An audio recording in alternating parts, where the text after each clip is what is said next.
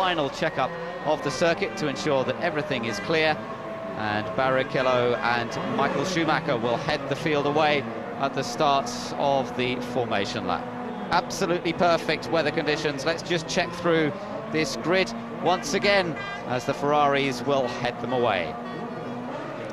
So Barrichello, Michael Schumacher and all Ferrari front row. Ralf Schumacher and Montoya with Williams on the second row. Then it's the Jordan of Fisichella, the Renault of Jarno Trulli, and then the two Saubers together, Felipe Massa and Nick Heidfeld. Jenson Button and David Coulthard could be battling over a top 10 position, starting 9th and 10th on the grid, and Kimi Räikkönen has lots of work to do, starting in 11th place, held up a little bit yesterday, but also part of the whole McLaren question as to why they couldn't get more pace out of the car. Olivier Panis, keep an eye on him, starting 12th, has certainly been going quickly all weekend. Now he has to try and fight his way through the order. His teammate Villeneuve starting 13th. Then it's Sato and De La Rosa and Irvine, the two Jaguars together there on the 8th row of the grid. Right behind them, the two Toyotas, and then again in team formation all the way to the back of the field, we have Mark Webber and new boy Anthony Davidson, and both Minardis making it well into the Grand Prix this time. No problems of non-qualification. Anthony Davidson stepping into the shoes of Alex Yoong and making it safely and very competently. Sadly, only 20 cars on the grid as the Arrows team not competing in Hungary. No, that's a disappointment. Hopefully they will be back for Belgium. As we look at the grid, as the two additional slots that are not being filled here this weekend, 21 and 22, well, we don't know who would have been there. It may have been the two Minardis. Probably it would have been in reality, because the pace of the two Arrows has always been this year ahead of that of Minardi. And now just a minute to go before this field makes its way for the final parade lap and then comes back onto the grid, and that countdown to those 5 lights coming on, then going out in a period between 3 and 6 seconds. And fresh looking tyres on the front of Rubens Ferrari. Michael Schumacher actually had a problem. We didn't notice it so much. He locked up one of the tyres on his car, I assume it was a front, on a set of tyres he wants to use here this afternoon. So Ferrari had to take it back to Bridgestone to have it rebalanced, and he actually checked out that set of tyres once the pit lane opened, went back in again. So Michael obviously liking one particular set of tyres that he felt would be helpful to him in this afternoon's Grand Prix, and even though he locked it up, maybe a very slight flat spot, that's been cured by rebalancing. Now, is Barrichello going to get away safely from the formation lap this time? He did last time, but that was only after a rapid change to the spare car. The two previous Grand Prix, he didn't get away properly. All the buttons have been pressed, all the systems have been checked over and over by the Ferrari engineers. Let's see if it works this time. The formation lap does get underway, and away they go. Yes, Barrichello does manage to get away. Look at Schumacher laying down plenty of rubber there. Well, it's like being in a drag strip. Look at the black lines. Everybody, particularly those on right of screen. Anthony Davidson, I think he left the most smoke and the most rubber. He must have just hung that thing on the limiter, let the hand clutch go. But look, was that gravel coming out of somebody's car? There's a huge amount of stuff. Or maybe that was ice. It's the dry ice, or not the dry, it's the ice that they put into the radiator, just dry ice to keep those temperatures down while the cars are stationary. So that's what's shot out when they put the brakes on, out of those air intakes. And of course, by the time the cars come around for their first lap, hopefully that will not be there, or if it is, it could be slightly tricky for those going down the inside. I think it will be probably long gone by the time they get back round, as the two Saubers make their way through. A colourful field in beautiful weather conditions here in Hungary, and we're likely to see quite a train of cars attacking one another throughout this race. The question is, can they get past? A lot of it will depend on the first corner. A few years ago, Mika Häkkinen, starting third, dived down the inside of Michael Schumacher into that first corner and went on to win the Grand Prix. There wasn't a lot Schumacher could do about it. Well, can Ralf do similarly? How is the launch control system on the Williams this weekend? The electronics experts have been working flat out to try and get the best performance from their launch controls all weekend. Indeed, they brought the key personnel here this weekend with that very prospect in mind, but there's an unusual sight. 2 McLarens followed by 2 BARs. You see Coulthard and Kimi Räikkönen starting right in the heart of this field is something I'm sure that well, the two drivers, the entire team want to put behind themselves, but they've got to make the best of what they've got. It's a tough Grand Prix. Reliability is key, but mainly it's keeping the car on the island. Again, just making sure that those rear tyres have been cleaned of any dust that may have been on the track. should have been brushed away following the Porsche Michelin Super Cup race. Nevertheless, drivers taking the opportunity just to lay a little bit more rubber. Now then, spare a thought for Anthony Davidson. He's making his way round on this formation lap to start his first ever Grand Prix. He starts right at the back of the field. All other 19 cars are ahead of him. The heart rate must be racing a little bit. He is an experienced racer through the ranks of Formula Ford and through Formula 3, a brilliant kart racer as well. But now he has his opportunity to start his first Grand Prix. He'll be starting at the back, whilst Barrichello and Michael Schumacher start at the front. There is the view from the pit wall. Michael Schumacher nearest us on the so-called dirty side of the track. Will it have cleaned up sufficiently for Michael Schumacher to hold on to second and perhaps even challenge Barrichello as they head down towards the first corner? Here we go, all set to go. 5 lights come on. We wait for them to go out. The Hungarian Grand Prix is underway. It's Barrichello who gets away well, and Ralf Schumacher. Ralf Schumacher trying to move up into second versus his brother. Look at this battle side by side. Critical this in the whole Grand Prix. Michael gets into second, Ralf into third, and Fisichella to fourth. And look at that. Oh dear, all cars going all diving everywhere out of turn 1. I mean, there's a real scrum as they come down into turn 2. Contact. Well, one of the McLarens, I couldn't see. I think that was Button turned either Coulthard or Raikkonen, but they both continued, but wheel-to-wheel contact in turn 2. So Montoya making a dreadful getaway. He's dropped behind Fisichella, he's dropped behind Massa, he's dropped behind Button, and Montoya down in 7th position. It's not a good getaway at all for the man who started in 4th. It's the 2 Ferraris up front, Ralf in 3rd, Fisichella 4th. Felipe Massa in a fantastic 5th position. He started 7th, and Montoya, the big loser there. One of the Toyotas has moved up pretty well. That's Mika Salo, who's come up to 15th. Oh, Ralf Schumacher committed. Talk about giving it a big one through those turns, through turn 10 into 11. But that contact was Nick Heidfeld and David Coulthard we saw in turn 2. But look at the Ferraris already. They must have pulled out, well, the best part of nearly 2 seconds. Barrichello to Ralf Schumacher in 3rd place, and they are just disappearing out of sight and probably out of mind as well. Michael Schumacher always knew it would be tough to hold on to second off that dirty side of the grid, but he did manage to do it, and he's now hounding Rubens Barrichello. 3rd place for Schumacher, Ralf. Then it's Fisichella, Massa. Button truly didn't do well at all at the start. Trulli, in fact, swapping positions with Button. They started 6th and 9th in favour of Trulli. They now run 6th and 9th in favour of Button. Looking back from Montoya's Williams, that's Kimi Raikkonen in the McLaren. And they are within, well, it's showing a 10th of a second on the screen. The reality is it can't get much closer. Barrichello stretches that lead, it's half a second at the end of the first lap. It's irrelevant because really you can't run very much closer than that, particularly in a single-seater car on the Hungaroring. You don't want to either. You don't want to inhibit the airflow through the radiators. But good job, good start from Fisichella and Felipe Massa. Well, let's take another look at the start. Lots to watch out for. Bad start for Jarno Trulli from 6th place on the grid. Montoya also slow away. Fisichella got past him. Trulli initially got ahead of Montoya. Look at, I think that was Button trying to come around the outside into the first corner, and then Button going side to side with his teammate. Trulli very slow in the mid part of the corner. And then Raikkonen also on the inside cut up, so Trulli got in it was a real sandwich there, and it was a tough break, because whichever way he looked, he had traffic on the inside, traffic on the outside, and he did the right thing, just let them all go. Yes, but it's lost in a lot of places, and at this place it is very difficult to make them up around the Hungaroring. Here is Felipe Massa then, running in 5th position. Good getaway for him, managed to stay out of trouble. All 20 cars making it around safely. Davidson on his Grand Prix debut, getting through those first tricky corners very safely. He is last, but he's still running. The McLaren team were in the pit lane. They've just walked back into the garages. I think they may have been worried. This is the view from Jarno Trulli. He started on right. There's Felipe Massa. Just ahead, you see Giancarlo Fisichella. Then Button comes round the outside. Watch for Kimi Raikkonen up the inside. Now there's the reason why Trulli just had no choice. Button on Raikkonen, dive down Raikkonen. I think it was Montoya actually, John. I think it was Montoya who was on his inside in the Williams there, and that was the Renault of Button. Okay, there's the contact. That was David Coulthard this time. Yeah, then the McLaren coming past there, so it was all going on there, wasn't it? Right in the middle, and Montoya and Button also virtually banging wheels as they came out of turn 2. Yeah, that was a fairly severe knock. That would not be ideal, because your front suspension, your front toe could be damaged by that. So Williams panic. Oh, this is a replay. In fact, they're just looking at what may have been an incident. That was at the start of the race. It's all okay. The just, unless you saw the replay on the screen, you'd have thought there was a big panic for Williams. Well, the other big loser on the start was Olivier Panis.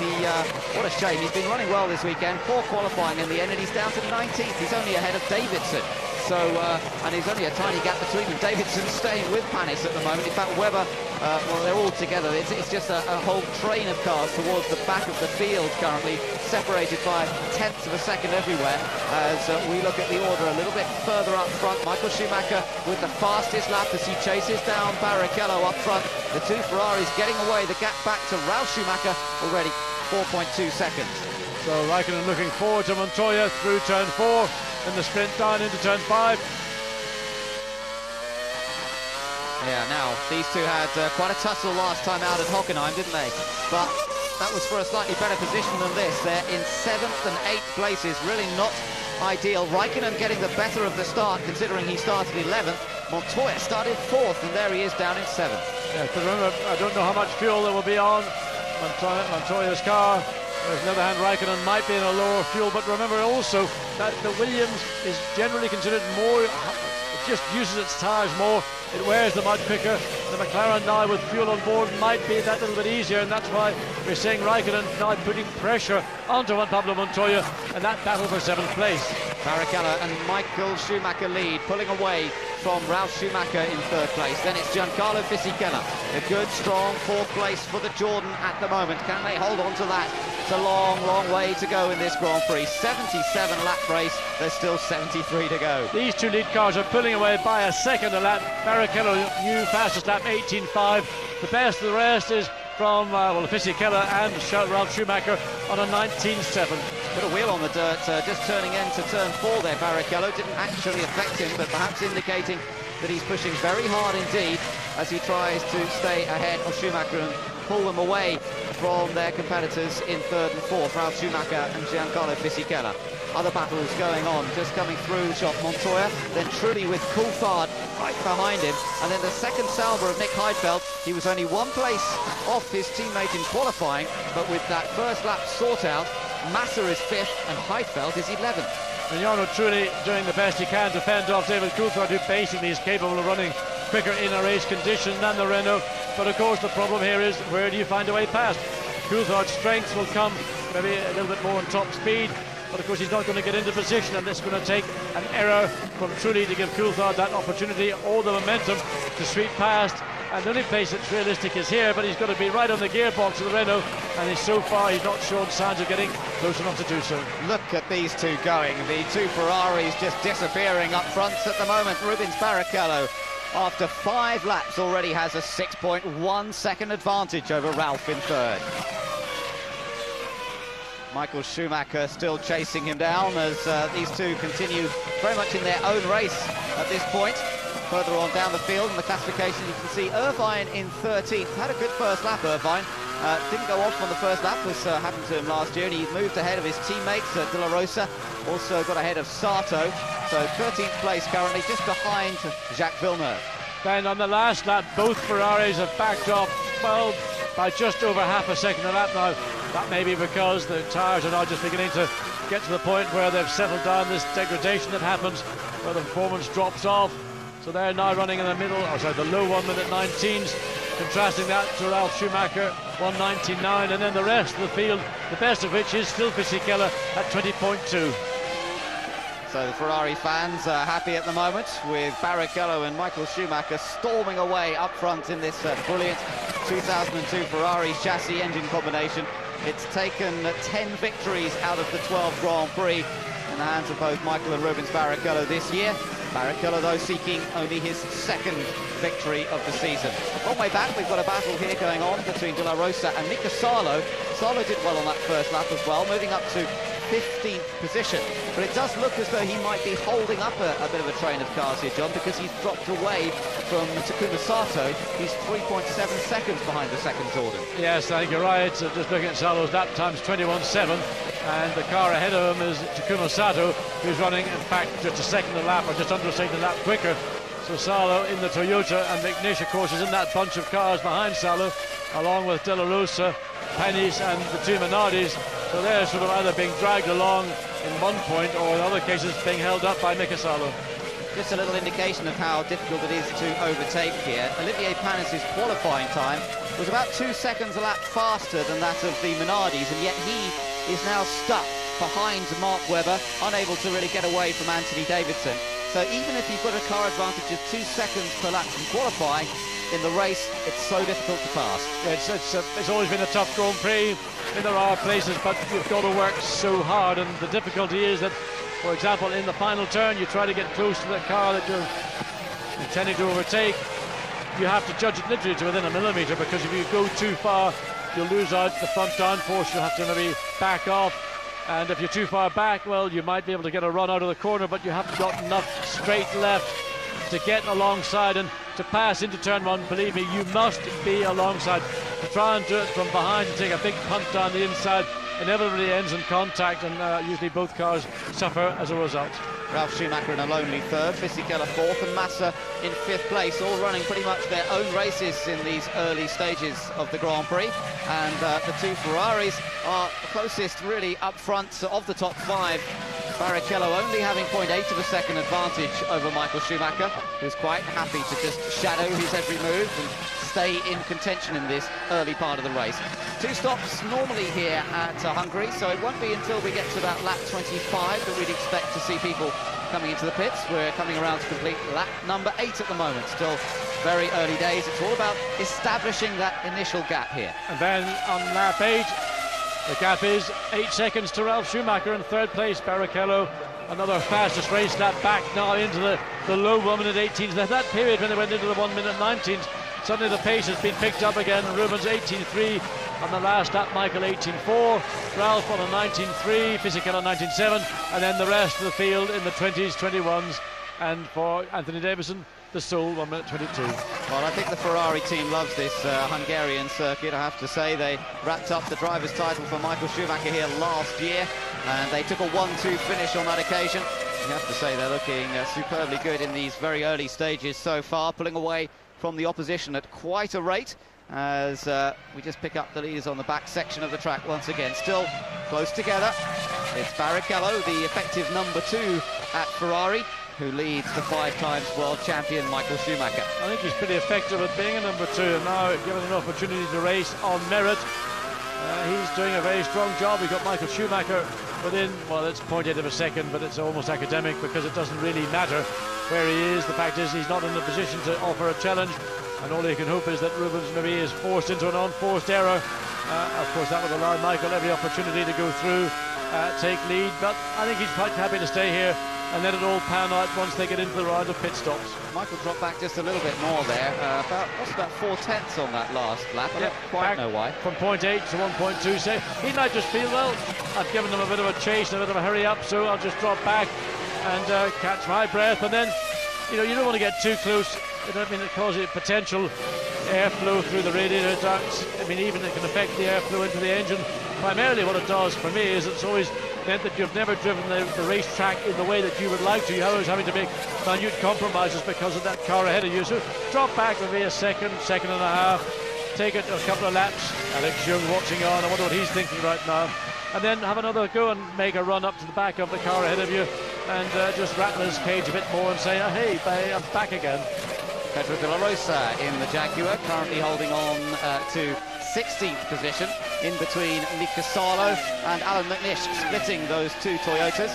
But Salo not really able to stay on terms with Takuma Sato, who again is just that little bit further up the road.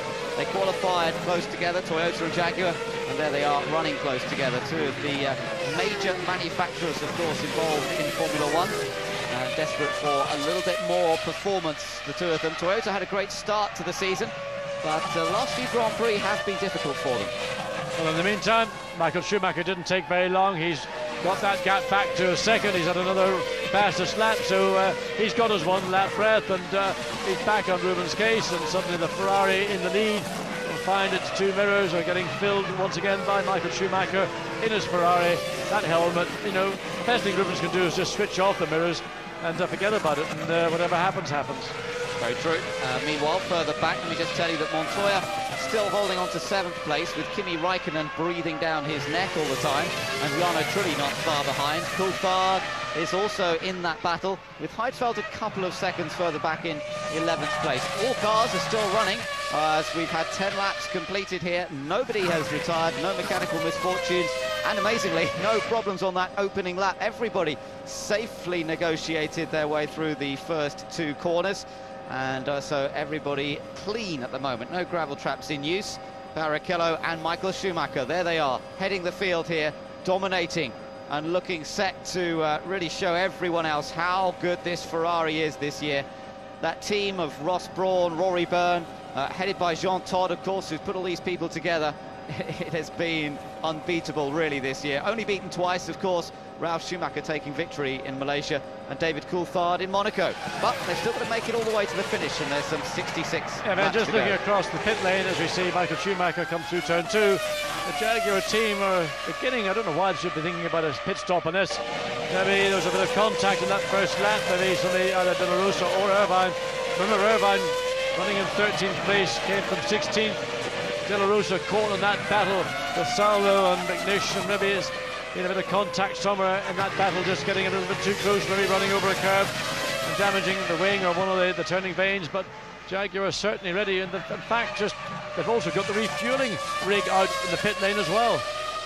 Well, for the moment, Barrichello defending from Michael Schumacher quite comfortably, quite easily, not making any mistakes. Of course, when you've got your team leader and 5-time world champion behind, it can be easy to make a mistake, but let's remember how well David Coulthard did with that same situation in Monaco earlier this season. Even with a car that at times, as the tyres went away a little bit and then came back, was really a lot slower than the Ferrari, Coulthard was able to stay in front. And Barrichello's got to take that same sort of tactic, not to make any mistakes. He doesn't need to drive flat out to stay ahead of Schumacher at this stage of the race. He just needs to avoid making mistakes. Well, that's the view Kimi Raikkonen's had pretty much all afternoon. That's the back of Montoya's Williams BMW. And with the squirt out of the corners that Montoya's got, it makes his job a little easier. It frustrates Raikkonen, of course, because he may be capable of running quicker than the Colombian, but he can't get the job done at the part of track where he would like to do so. That's here, and you can see Raikkonen, he's still hanging in right behind Montoya all the way. He's not done what Michael Schumacher has done, and even, in fact, further on the field, Olivier Panis did, as he still hasn't got past Mark Webber. You know, there's a point at which you say, well, I'll drop back, just catch my breath, think about it, give the tyres, give the car a little bit of a break, and then begin that process, pick up the pace. Montoya might think, well, he's got a problem, or then when you come back in his mirrors, it might cause him to start to think too much about the car behind him. Riding on board now with De La Rosa. We've got a great view over his left shoulder. This is the view of the Hungaroring. Let's just watch him as he chases after Mika Salo. Looks awfully easy when you sit from that position, doesn't it? I mean, you can't imagine the physical discomfort, the physical loads that the driver goes through here, breaking into turn 6, all the way down to first gear from about 140 miles an hour. Yes, indeed, and that body taking a pounding throughout the race. Concentration absolutely total. And very easy to get suckered into making a mistake if the guy in front does, of course. When you're into the rhythm, into the swing, lap after lap, you're tending to focus on that car ahead. It only takes for him to brake a little late. Suddenly you've done the same thing and you both make a mistake. So instead of taking advantage of an opportunity, quite often you end up making the same mistake as the guy in front. Well, Rubens Barrichello currently in control here, managing to maintain that advantage, 1.3 seconds over Michael. It's not really a significant advantage, but it keeps him in front, and that's what counts. Yes, we saw that gap, a 1.2 second gap a few laps ago, and that then immediately was run down to, again, under the second, so I'm presuming that the same scenario is being played out, because the lap times, Rubens staying fairly constant, 1:18.3s. Michael dropped back to a 1:18.9 there. We see Schumacher into turn 13. Well, it's just a question of not pushing the car, not abusing the car, principally saving it, keeping the temperatures in check. Of course, these engines, while they run at very high temperatures, if they go beyond a certain point, it can impair on the engine's reliability. We've seen that last year, particularly with the BMW, how temperature sensitive it is. So there are preset warning lights on board the car. That will be seen from the ship-to-shore telemetry as well in the garage, and if there was a problem, then the team would tell Michael, just take it easy, drop back a little bit, let some more air get through those air intakes on either side of where the driver sits. A little bit of correction required for Montoya out of that last corner as he comes around to complete lap number 14, and he still has Kimi Raikkonen just behind him. There's Jarno Trulli with the pressure still being applied by David Coulthard in the second McLaren. Not a lot he can do at this stage, and probably not worth risking anything too much yet. The first round of pit stops could well shuffle the order around. The pressure will be put on the teams at that stage, and the mechanics will do their best to get the cars out as quickly as possible. And not only that, a lot of it will depend on how much fuel each team decides to put in the car at that first stop. Last year we saw Coulthard go ahead of Barrichello at the first round of stops. The situation was reversed on the second round of stops. Barrichello came back out ahead of Coulthard. Yes, if you shortchange a car on the first pit stop, then you're going to have to pay it back when you come to your second stop. But of course it depends how much you started with in the first place, and some cars, particularly McLaren, have got the capacity, the tank capacity, to hold enough fuel to easily do a one-stop race. In fact, probably go 2/3 race distance at the speed this race is run at. So that allows them an enormous amount of choice and flexibility. But of course, it's all compromised by starting much further down the grid. But nevertheless, David Coulthard running in that 10th place behind Jarno Trulli. Could run quicker, but can't get past. Kimi Raikkonen caught behind Montoya. Could go quicker, but can't get past. Ron Dennis just said a moment ago that, well, we're not happy about the situation, but we're also into conservation, looking after the tyres. We think that when the pit stops come, we're going to be in very good shape, and they will very carefully monitor the field and who is where, and at what point do they want to bring one of their two cars in to make sure that when they go back out again, that they can make the pass on Montoya or on Trulli during that pit stop. Yes, this Grand Prix is one perhaps where the team has an even greater influence during the race than at some of the other Grand Prix, where the driver can make more difference. Here, once you're stuck into the train like this, it could well be the team that gets you out of a situation by calling the stop at a good time and deciding how much fuel to put in the car. Look at the slow motion pictures here. The Renault working hard over the curbs, everybody tending to use the curbs quite firmly up there at that section of track. And Jenson Button still holding on to 6th place, chased by Montoya and Kimi Raikkonen right behind. All three cars, of course, on the Michelin tyre. And there again, also on the Michelins, is Jarno Trulli, same with David Coulthard right behind. So that little group all battling over 6th position at the moment. Remember, it's Felipe Massa holding on to 5th place. Our top 4 still the same: Barrichello, Michael Schumacher, Ralf Schumacher and Giancarlo Fisichella. Well, there's the train of cars. Jenson Button heading up Montoya, but in fact Montoya not really in contact with Button, but Kimi Raikkonen still not prepared to give up any ground whatsoever. He's not prepared to sit back and maybe drop back a little bit that we've seen Michael Schumacher do. The gap again back to 0.8 of a second. Michael just catching another little breath, and again charges up towards the rear of Barrichello's Ferrari. The reality is that these two, even though they might feel that they're in a motor race, are not going to have enough advantage over one another to get into a real eyeball-to-eyeball race. And again, it's going to come down to how the pit stops pan out, who does the best lap in and who will do the best lap out. That's where this lead of this Grand Prix will be won or lost by Ferrari. So Barrichello comes across the line. That's 17 laps completed, and we're now about 8, 9, 10 laps perhaps away from the normal first round of pit stops, so gradually counting their way down to that. Michael Schumacher making sure that he stays very much in touch with Barrichello ahead. Their lead over Ralf Schumacher has now opened up to some 11.6 seconds, so Ralf not able to lap at the same pace, although the last couple of laps he has been more or less on the same pace as the Ferrari. I think it's just been just watching the lap times over the last couple of laps. Suddenly they've seen Ralf Schumacher drop from the 119s he was running in into the middle 118s, and both Ferraris now lapping pretty much at the same speed. Now that's, I think, relevant because Ferrari tyre performance appears to be, well, it's been constant pretty much from the start, whereas with Michelin and Ralf Schumacher it's taken a little bit of time for him to get down. Now that may be also indicative of the amount of fuel that Ralf has got on board, and he may well have started with more fuel relative to the two Ferraris, and it's only now that that weight is dissipated that he's able to really make use of the tyre, and he's doing so very effectively indeed.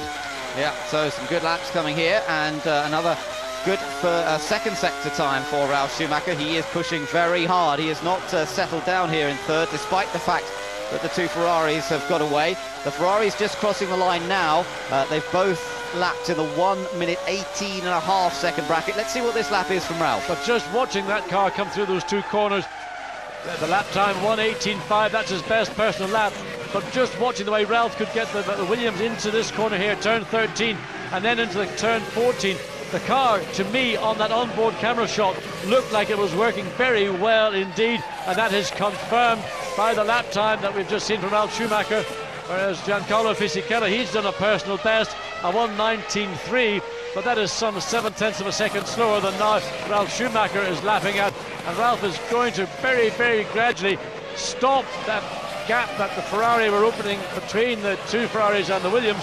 It's now stalled out at 11.5 seconds, and we're going to watch this very carefully to see whether the gap from Michael to Ralf, which is 10.5 seconds, does reduce.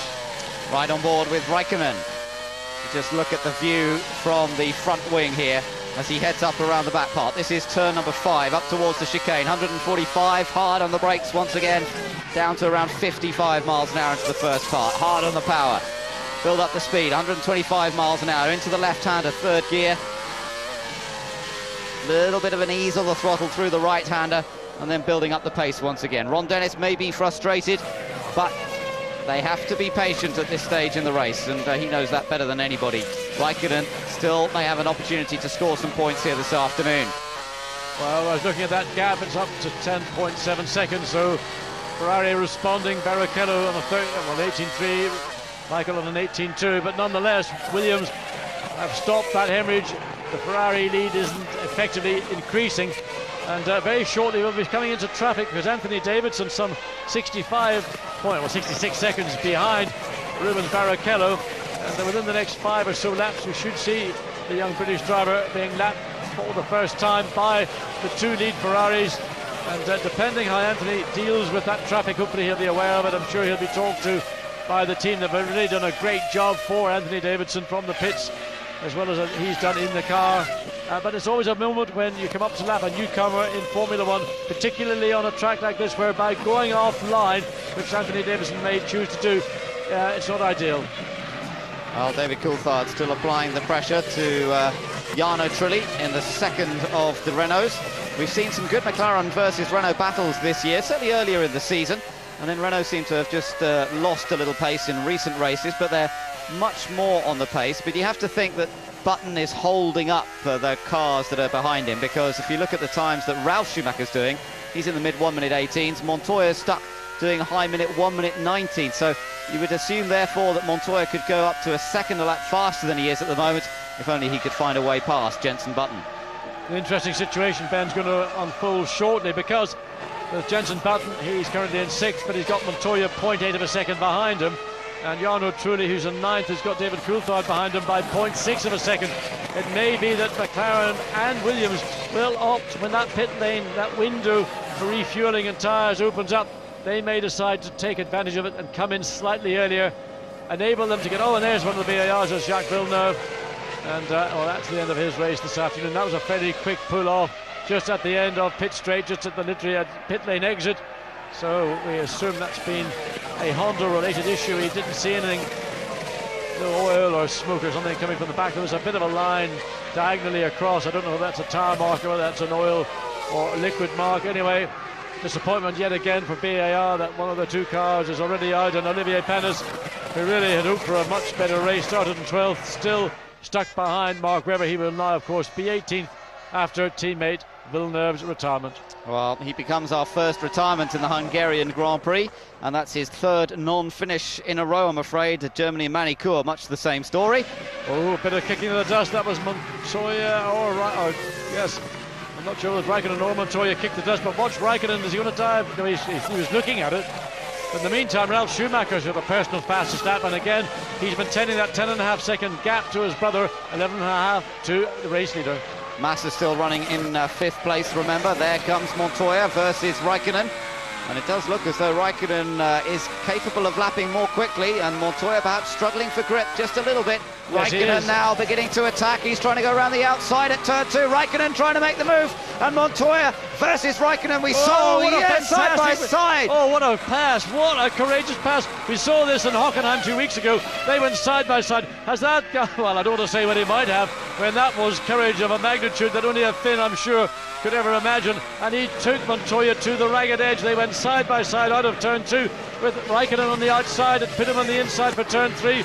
Montoya did not concede, but he was forced to run wide, went over the gravel, and Montoya has lost out not only to Raikkonen, but we wait to see how that all unfolds. But there is Juan Pablo Montoya. Now will Williams think about bringing in Montoya?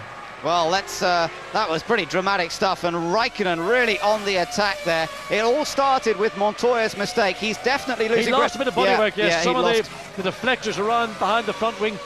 Williams don't run barge boards per se. They've got turning vanes behind the front wings, and that was part of what I think came off.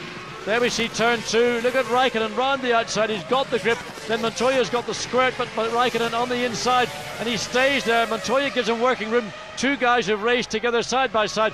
Both did a very good job, and then more bodywork comes off the front of Montoya. He's got to come in. Montoya's in the pits. He's going to get a nose change. He's going to get a fresh set of rubber, and he's going to be refueled, and he'll probably get a major lecture as well.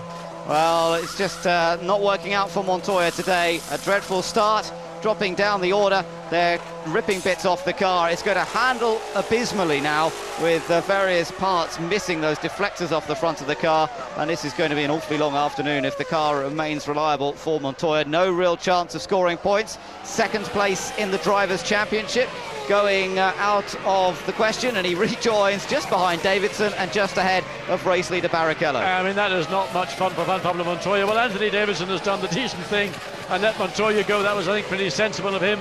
He's now got Rubens Barrichello and Michael Schumacher about to do the same thing. And Anthony Davidson, there he pulls over to the right of the track, lets the two Ferraris go through. Certainly one gets through, Michael will go through. Very cautious, Michael being careful, because he had to go offline into turn 4. Anthony was on the racing line, he was off, he was giving room for the Ferrari to go through, but Michael had to go on the dirtier part of the track. He didn't want to take a risk. Nonetheless, in that first sector, he's got the fastest of anybody, so it didn't hurt him too much. Animation down there at Williams, isn't there? Patrick Head speaking to Sam Michael. Yes, that is not a happy Patrick Head at all. They took off further bits of the turning vane, the bodywork that is behind the wing, that deflects the air around the side of the car, that leads into the air boxes. Wow. So I think a nose change will be inevitable for Montoya. He's going to have a bunch of understeer unless they're able to put front wing on to compensate for that they would have lost from those deflecting vanes being ripped away from the car. Well, all chances ready over, and Irvine pulling off to a halt here in the Jaguar. We've lost to Jacques Villeneuve, now we've lost Eddie Irvine, and suddenly the retirements are coming as we're into the 25th lap of this Grand Prix. And that's just into turn 2. Eddie had a problem on the exit of 1, and he just coasted down into that escape road. The car was pushed safely away, and Eddie Irvine's race is over. There we got Michael now trapped behind Juan Pablo Montoya. Now he'll get a blue flag. Juan Pablo pulls over. He's done, again, absolutely the correct thing. Michael gets past slightly earlier. Oh, he goes off the ground. Look, off understeer. That's the problem. Now also maybe lack of front end. He should have changed the nose. Maybe the team weren't ready for it. They didn't have a nose prepared.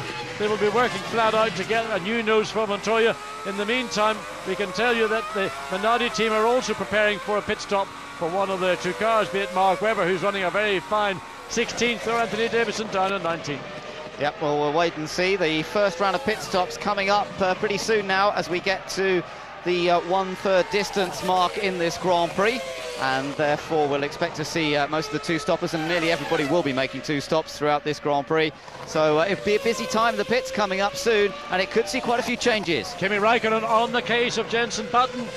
And this is going to be a hard workout for Button. If he had seen what Raikkonen did to Montoya, he would probably not want to get involved in an eyeball wheel-to-wheel race, because the Finn is fired up. He is driving that McLaren absolutely on the edge. He's not thinking about conserving tyres. He's not thinking about anything. All he is doing is thinking about getting into the points. And if he gets Button, he will be in the points. This is another very impressive drive from Kimi Raikkonen, isn't it? Great first lap, good battle with Montoya. Into the pits has come Anthony Davidson, then his first pit stop in anger in a Formula One car. It's taking a while to get the fuel on board, and eventually he gets away. But again, no mistakes, no stalling of the engine, and away he goes. And that was on lap 24, because in fact he'd done 25 laps with the race leader. But Raikkonen just lasering in on the back of Jenson Button as they come down this short straight. There you see the advantage in horsepower that the Mercedes engine has over the Renault. Equal tyre choice, not much to give and take. Jenson, very good torque with the Renault engine, easy engine to drive, helps the driver, doesn't destabilise the car. Sometimes the engine's very peaky or not torquey in hard work, but watch Raikkonen. You can just imagine what's going through his mind. He's absolutely wired like I've never seen him. Yeah, fired up and confident after that move worked on Montoya, I'm sure. And look at Button's car sliding, but then so does Raikkonen's car. 11 into 12, and also coming through 9 and 10, and noticing that Jenson looked to be having to work fairly hard. Look at that again, Raikkonen into 13, just drills the McLaren right under the rear wing of the Renault, as David Coulthard now giving Jarno Trulli a touch of the same treatment. The difficulty is here in turn 14, you can afford to get so close, but you can never get too close, otherwise you lose the downforce. Good job, Felipe Massa in 5th place, as Sauber team are also preparing to bring either Massa or Nick Heidfeld, who's more disappointing so far this afternoon, down in 10th place in. Yes, well, Heidfeld, of course, just didn't get away well at the start, so that's why he's down in 10th place. But Massa got away well, and he's managed to take advantage of it. He's running in a fairly lonely 5th. He's 6 seconds behind Fisichella, but a full 7 seconds ahead of Jenson Button. And they're showing the performance advantage of Sauber just a little bit. And I wonder if it is going to be Massa that comes in. We've got McNish coming into the pits, and we've got Mark Webber also coming into the pits. So crucial battle is about to take place in the pit lane as Jenson Button and Kimi Raikkonen continue their battle on track. Let me tell you, in the pits, Alan McNish versus Mark Webber is a battle for position, and Toyota and Minardi will be hoping to get their men out ahead. Well, it looks like Toyota have got the job done. So McNish gets out, and Webber's very, very slow. He also gets caught by the Toyota team, who are not quick enough to get all their equipment in. So Webber lost maybe a second and a half trying to get out and around and manoeuvre. I mean, Toyota maybe slightly playing some advantage home rule on that one. Well, at the moment, this was that pit stop indeed, and Webber slid into the. That was a bit marginal. Clipped that wheel. Look at that wheel, right rear. He clipped it on the way in. Already the Toyota team getting the jacks under the car. Here they come in. This is as they come in. So there's that incident from another view. Watch the right. Look, clips the wheel, hits the mechanics. Some of those guys will have sore shins. And there, in fact, we see it. So maybe a hand injury, possibly water being poured on a wrist. A thumb getting a right old rattle. And the guys, they're tough guys. They've got adrenaline flowing. It may not hurt now, but sadly it probably will be a bit more painful during the evening. De La Rosa in the Jaguar as well, as the two Ferraris continue on their way. They are now 12.8 seconds ahead of Ralf Schumacher, but Ralf has managed to maintain that gap, although very quick lap there from Michael Schumacher, a 1:17.5. Yeah, the gap was hovering around the 10.5 seconds for quite a number of laps, with ebb up and down. Now, in the last few laps, the two Ferraris have upped their pace, running in the consistent 1:18.5 to 18.8. Ralf had a slow lap, 18.6, and that was probably getting past back markers, so he has suffered even further from that. That's possibly why that 12.8 second gap to Michael Schumacher and 13.6 second gap to Rubens Barrichello. Montoya's been skating around the outside of the track again, up at turn number 5. I think he got away with it, rejoined, so not too many disasters for him. But in fact, he's just watching on the onboard. He's just been passed as well. Lap, so that was by his teammate Ralf Schumacher as Mika Salo. Salo gets in a big slide right in front of race leader Barrichello. He's just got to. Well, he's trying to get out of the way in one hand, but he's going in the pits. So he took the opportunity just to try and stay ahead as much as possible of the two Ferraris. And we assume that was a scheduled stop. I don't see anybody from the Toyota team. We haven't seen it on any of our other cameras. So we assume that Toyota is ready. Here he comes. It's a long way down the pit lane. Toyota at the very end of the pit lane. Easy access to the circuit when they rejoin, but it seems interminable all the way down. Toyota is ready. And we now wait to see what Giancarlo Fisichella or Takuma Sato is going to do. Sato running in 11th place, some 4 seconds behind Nick Heidfeld, a long way ahead of Olivier Panis, who's now 1 lap down in 12th place. Still enjoying this tussle between Jenson Button and Kimi Raikkonen. And it's been going lap after lap now after Raikkonen managed to get past Montoya, and it will come down to the pit stops. McLaren versus Renault, when they make their stops, is going to be crucial. And another crucial pit stop coming up. Here's Fisichella from 4th place. Great drive by Fisichella so far this afternoon, and he managed to get enough clear air between Felipe Massa in 5th and himself. And a good stop, 8.3 seconds for Jordan. And the combination of the revised Honda engine, Jordan, Giancarlo Fisichella, really strong here this weekend. Put on new rears and scrubbed front tyres on that car, apparently. So using the Bridgestone tyre, but... It's got the arrow. It's got the arrow. It will be 43 kilos. And there we're just listening into a little bit of team radio as Fisichella rejoins the track.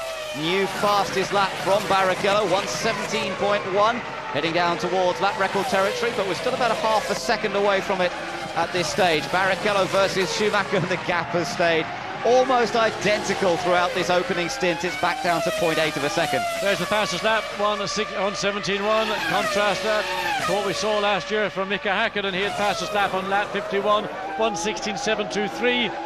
So still a little bit of a way to go. And Mika, remember, absolutely wired up here last year. It wasn't always the case at every Grand Prix as he was working towards his so-called seminar. Well, it was a joke that there was always going to be retirement. Mika now enjoying the fruits of that retirement and can relax, probably for about the first time in his life outside of the time when he was, well, let's say before he could walk. Here we see Ferrari, which will it be? Rubens Barrichello, Michael Schumacher, and this is a very late call.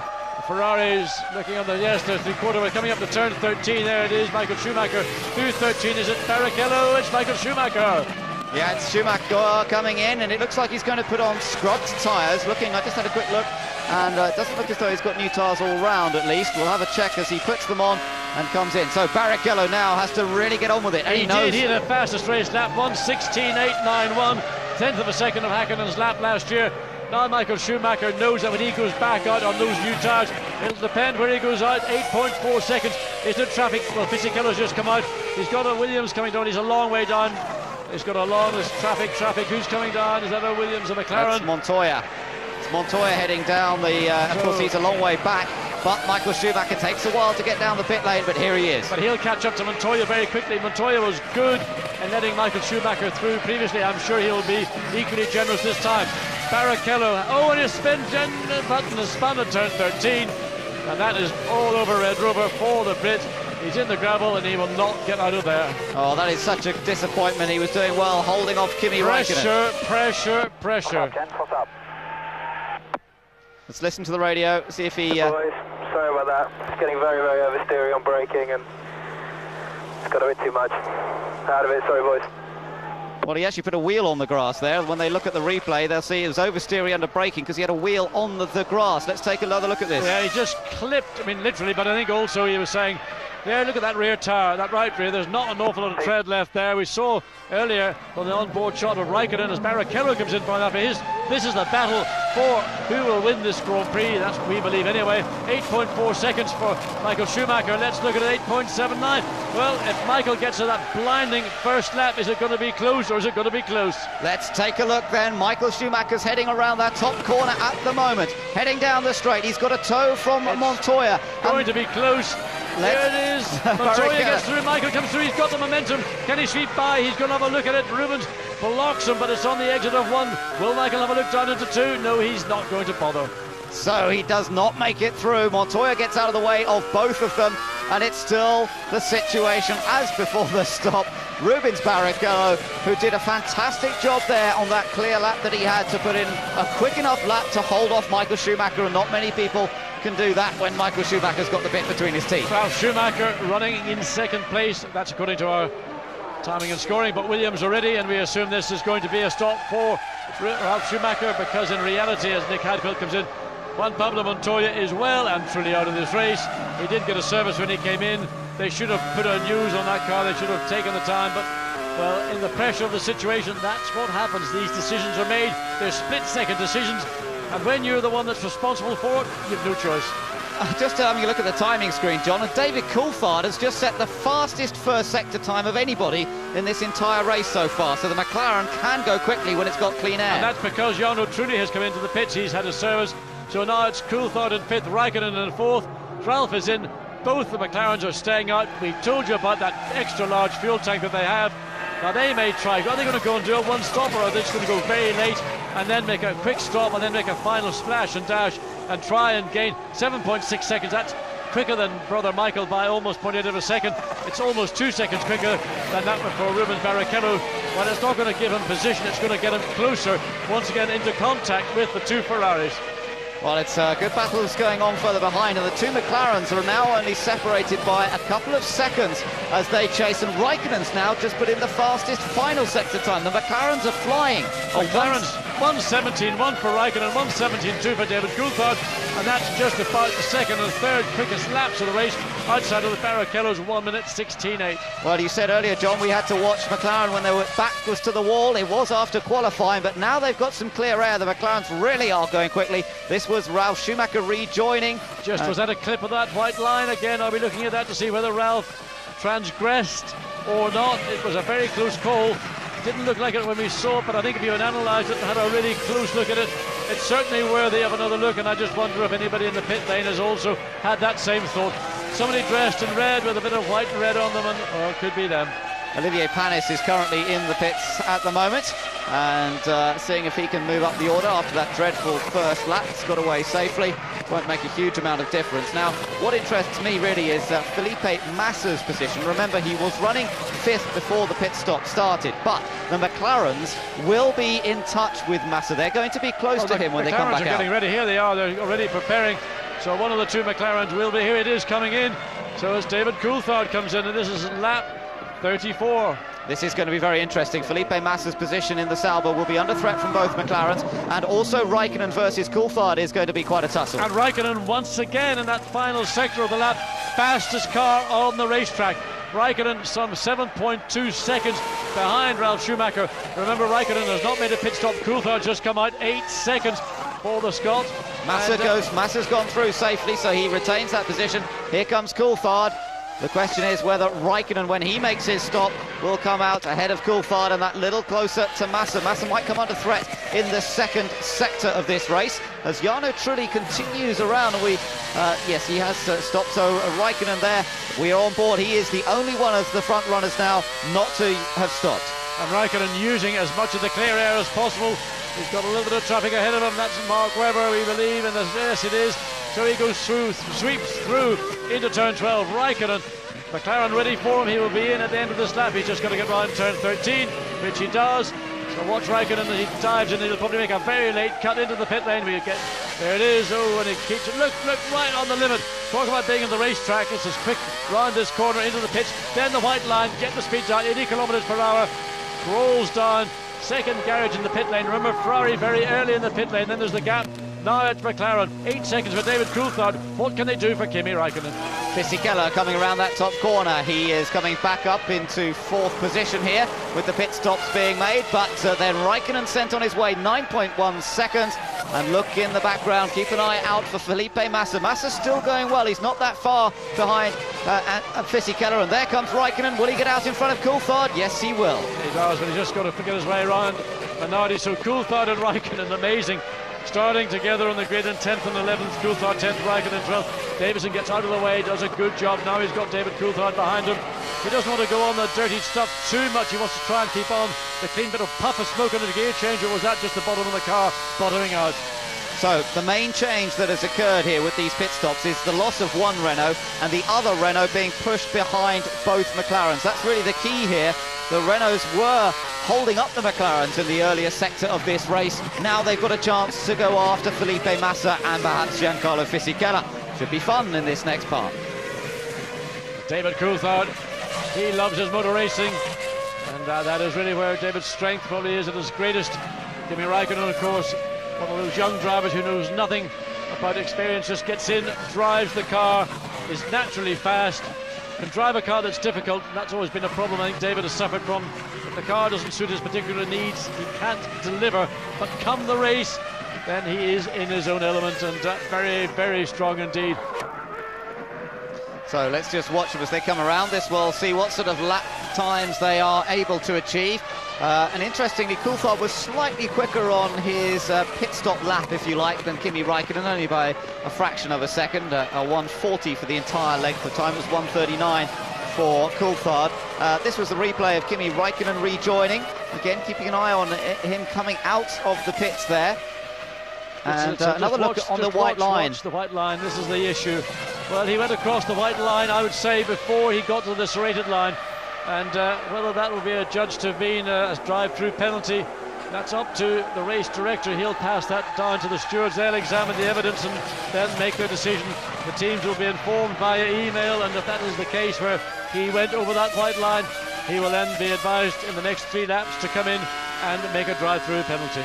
So up front, the situation is the same as we had before. Barrichello leading from Michael Schumacher by just over a second, and they're lapping just inside the 1 minute 17 second bracket currently, as Ralf Schumacher holds on to 3rd place in the 1 minute 19. So again, it's in the early part of the stint that the Ferraris seem to have such an advantage. Again, they're much quicker at this point in the race than the cars behind them, and we'll just have to see what sort of lap times the two McLarens can achieve. A 1:18 there from both McLarens, about a second a lap faster than Massa ahead of them. Ben, I think it may be slightly academic, because I was just watching on the Sky Channel, that's button 1 on your receiver, that Kimi Raikkonen, you know, they've looked at it, examined it, it's very close that he may have gone over just at the very end of that white line. He may have had a wheel on the racetrack before he should have done. Now we're going to keep an eye on the other information screens that we have to see whether that is going to be an issue for Kimi. 5 seconds behind Felipe Massa, who's a further 2.7 seconds behind Giancarlo Fisichella. So a real prospect for a battle for 4th place, because 3rd, 2nd and 1st are really beyond any hope of McLaren getting higher than that. So this is Montoya and Panis who are battling away here. The two of them battling for 11th place after the problems that Montoya suffered earlier on, losing bits of bodywork after being pushed wide on the track, although he made his mistake earlier on, and that's really what ripped the bits of bodywork off initially up at the fast turn 12, and then of course ran wide when Raikkonen came past him, and now he's trying to keep Olivier Panis behind.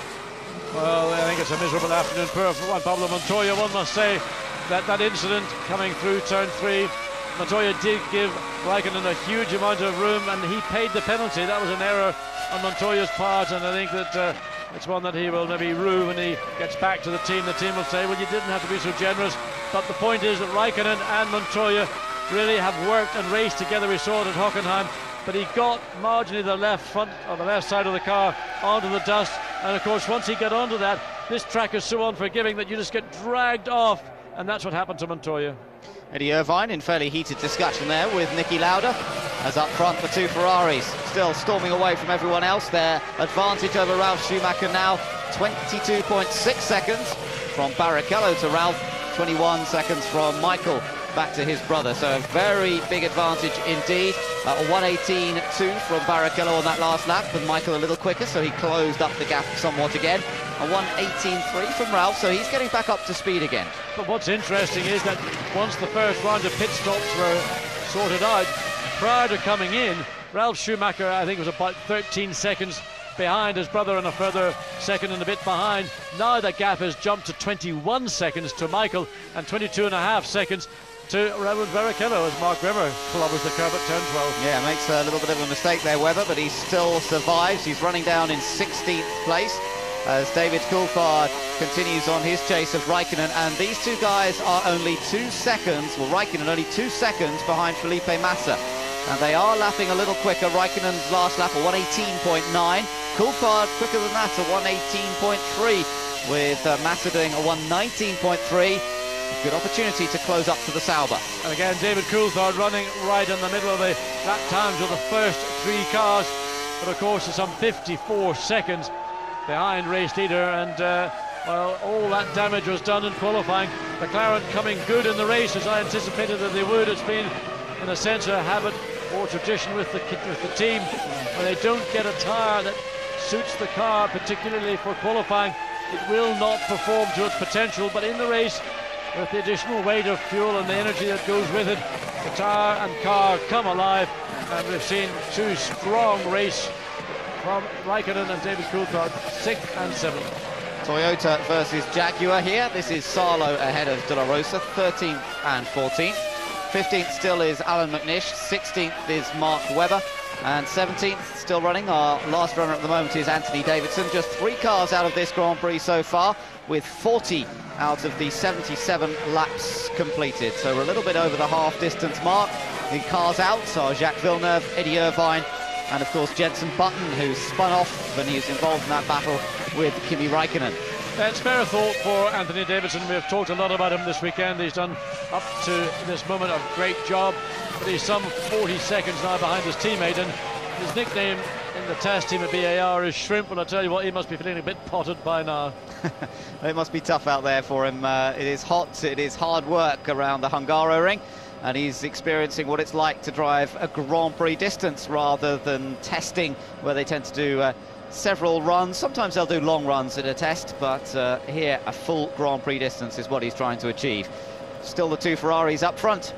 Yes, Ben, we saw Eddie Irvine in fairly animated conversation on the pit wall with Niki Lauda, and it appears that just all the electronics shut down, and that was the cause for Eddie Irvine's retirement. A disappointment once again for the Ulsterman, who really, his future at Jaguar is still uncertain. His future as a Formula 1 driver is uncertain. He's even suggested that if an opportunity to become a test driver in a top team like Ferrari, well, he would grab it as quickly as he can say his name.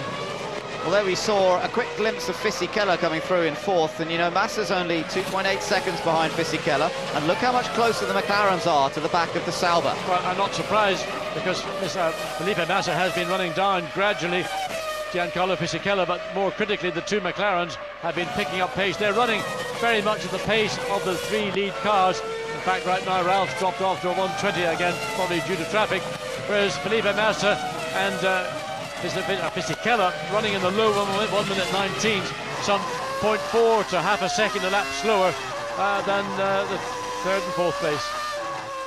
Yes, and those times that Räikkönen and Coulthard are setting, as you say, very similar to the times being set by Barrichello and Michael up front. So it does show that the McLaren's race pace is much more as we would expect.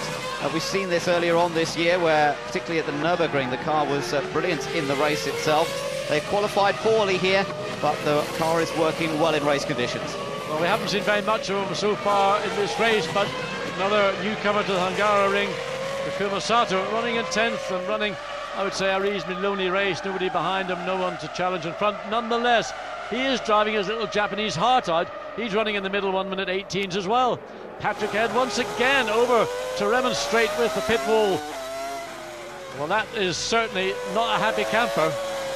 No, they seem to be wonder what's going on there. Ralph, of course, still running in a good solid 3rd place. He's some 23 seconds behind the leading Ferraris, but he has a very healthy advantage himself over Fisichella, some 26 seconds back to the Jordan. So it's lonely time, but if he can just keep the laps going, this is where the championship battle and how it would change. If they finish in these places, he would tie with teammate Montoya for 3rd, because Barrichello would come up into 2nd clear on 45 points in the championship. That is, of course, if Barrichello goes on to take the victory. Yes, and I wonder what was going on in the Williams pit. I mean, other than the fact that Ralph is dropping away, and there's no apparent reason. On that last lap, Ralph had the quickest lap of the entire field, so the gap, 23.2, has reduced marginally, but of course it was as low as 10.5 seconds to Michael Schumacher, and it was really, we saw at that time, dropping by the lap. So Michael Schumacher still keeping very much in touch with Rubens Barrichello. It was only 0.6 of a second the gap the last time they came around, and Michael hasn't had to follow a car this closely for this long for some while, but Barrichello with the advantage. Might have dropped back just a little bit on this lap. It could be all about the final pit stop between these 2 Ferraris, and that's surely where the battle will be decided. Still a little way away from that 2nd pit stop. Yeah, Michael did drop back. It was 0.6. He dropped a 2nd lap. I don't know why he should have done that in 1 lap. I mean, to drop a 2nd in 1 lap is an awful lot of time. Barrichello, of course, coming up to put a lap on Takuma Sato, who is the last of the on-lap runners in 10th place. So Michael may be thinking, I'll just wait and see what happens with Sato and try and use that to once again run back up to the rear of my teammate. But that gap, in fact, looks like increasing. It's 1.6 seconds. That was what it was going across the line. We have to wait and see until they return back to complete their 45th lap. That's the lap they're on, 33 to go. Well, still, yes, 33 laps, and so far so good for the two Ferraris. Reliability's been absolutely beautiful throughout the season for Michael. Hasn't been so good for Barrichello, but so far so good for him this time as he stays in front. And there, a good view of some of the rubber that's been shed and left to the side of the track offline. Not too far away from lapping Takuma Sato. And Sato still running in 10th place, as you mentioned earlier on, John. Sato's just set his best mid-sector time, interestingly enough, but he's running consistent laps. I mean, he's doing a great job. I mean, the young man who's maybe received some criticism unfairly on many occasions, other times justified. I mean, he's just been knocking out middle woman at 18-second lap. Now, that was his lap on lap 45 was 0.6 of a second quicker than Michael Schumacher's. It was 1/10 of a second faster than Rubens Barrichello. It was 2/10 slower than Ralf Schumacher. And compared to Fisichella, his teammate, doing a 19.1, and Takuma Sato doing an 18.5, that's, well, the best part of half a second there as well. So all credit to Takuma Sato for doing a very good job, very much unnoticed by the cameras. Fortunately, F1 Digital Plus is on the case and is bringing it to you. Yes, he isn't too close to the car in ahead of him, so there's not much of a battle there, as we're now enjoying. Oh, and off goes one of the McLarens. Coulthard. It's Coulthard. Coulthard has gone wide. At turn, I think that's turn 11, in fact, Coulthard went off. Well, then maybe it's turn 12. You're looking at the screen, it was turn 12. Now gravel everywhere. David Coulthard, watch again as he comes up. He make the turn, and the front end of the car will not bite. Wait and see. Oh, he What he did was the back end of it. He lost the back end. Well, that was unusual. I thought it was going to be a front end job. So Coulthard, a big wake-up call there. He did very well to keep the car. That signage, of course, up in the air, but it's just to keep it away from the tyre bales. So he did well. He didn't lose any bodywork either. Well, I mean, talk about a wake-up call. That was lap 46. That was the same place that Montoya went off earlier and did lose some bodywork. And it did look as though Coulthard may have got away with it, but really spoilt that battle a little bit because he was right behind Raikkonen. But as soon as you get offline here, if you do get offline, then you're on no grip whatsoever. That's Massa versus Raikkonen. That's a tremendous battle. Webber has now got between Raikkonen and Coulthard. Coulthard will quickly get his way past Webber, who's running in 16th. Yes, and David's got to get his composure, his momentum all gathered up, and once again continue that progress, the charge up towards the tail of his teammate. Kimi Raikkonen focused right on the rear of Felipe Massa's Sauber. Oh, a lock-up. Massa's locked it up into turn 13. This is a chance for mate. Kimi Raikkonen focused right on the rear of Felipe Massa's Sauber. Oh, a lock-up. Massa's locked it up into turn 13. This is a chance for Raikkonen to try and just get a little bit closer as they come up into turn 14. It's not going to be enough to give him the opportunity to pass down the straight, but it's a signal that Felipe Massa is feeling the heat and pressure from Raikkonen. Yes, he is, and Massa's got to try and keep his head, keep his cool now as this race continues. Still just 0.6 of a second between them, and Massa himself some 2.7 seconds behind Giancarlo Fisichella. Can't afford to make the mistakes. Really, to a certain extent, Felipe Massa could be battling for his drive at the Sauber team. There's been a lot of talk, the fact that Sauber might drop Felipe Massa. They might even bring in someone like Frentzen, who's now left Arrows, to try and get a few more points in the championship. But Massa has been one of the stars of this year. Maybe a little erratic, but he has put in some decent race performances, and he's doing it again here. He needs now to keep his head. Yeah, the most important thing for Felipe Massa is that you can't teach a driver to be fast, but you can teach him to be a racing driver and how to understand to run a Grand Prix. So at least Felipe has got the core ingredient of being a good racing driver, and that's because you're fast. Yes, there's no question about his speed and his commitment, his bravery, his car control. He's got all of those in good measure. He's got now to develop the patience. Oh, again. Yeah. Well, maybe it's not so problematic. We see it from second lap, different angle. Maybe it's just a slightly unloaded wheel, depending on how that car, the suspension set up. But Raikkonen is creeping ever closer to the tail of that Sauber. Felipe Massa under pressure for some considerable time. And maybe he's just, again, ignoring the mirrors, just listening to the team and saying, well, don't worry about it. He can run at your pace, but he can't get past you.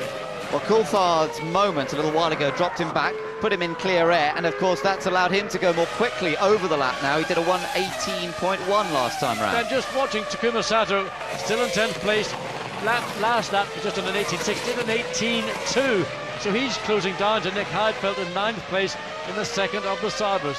It is, I have to say, an impressive middle stint, this from Takuma Sato, just looking at the lap times. And of course, Grand Prix teams do look very much, John, at the consistency of drivers throughout the race. It's something that this man, Michael Schumacher, is perhaps supreme on. His lap times throughout a Grand Prix are incredibly consistent. He always seems to be able to just up the pace a fraction when required as well.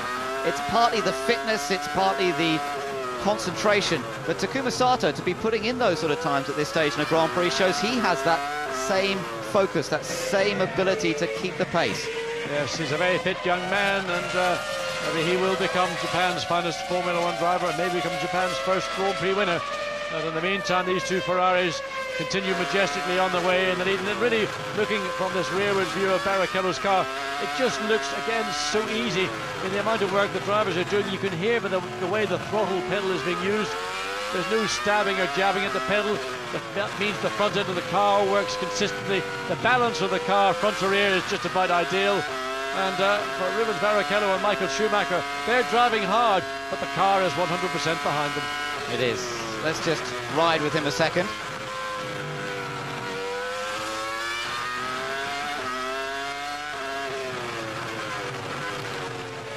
Great to hear that Ferrari engine working hard. Looking over the back at Michael Schumacher running in second place. And this is just a demonstration drive from these two, but the battle is still on between them for the race victory. I think about 5 or 6, maybe more laps ago, I said that these two cars are going to be coming up and lapping Takuma Sato. It's not really happening, and the reason is that Sato is running pretty much at the pace of the two Ferraris. And if and when they do catch up, it will be interesting to see how Rubens Barrichello or Michael Schumacher deal with the young Japanese. Now, he will be obliged to pull over and let them go through, but maybe Barrichello isn't too keen to come into contact with Sato prior to his final stop, because he knows that if he gets close to him, that will lead to Michael's advantage, and rather than doing so, he's just letting everything stay status quo. Jordan's preparing. Is this Fisichella or Takuma Sato? I suspect it might be Fisichella.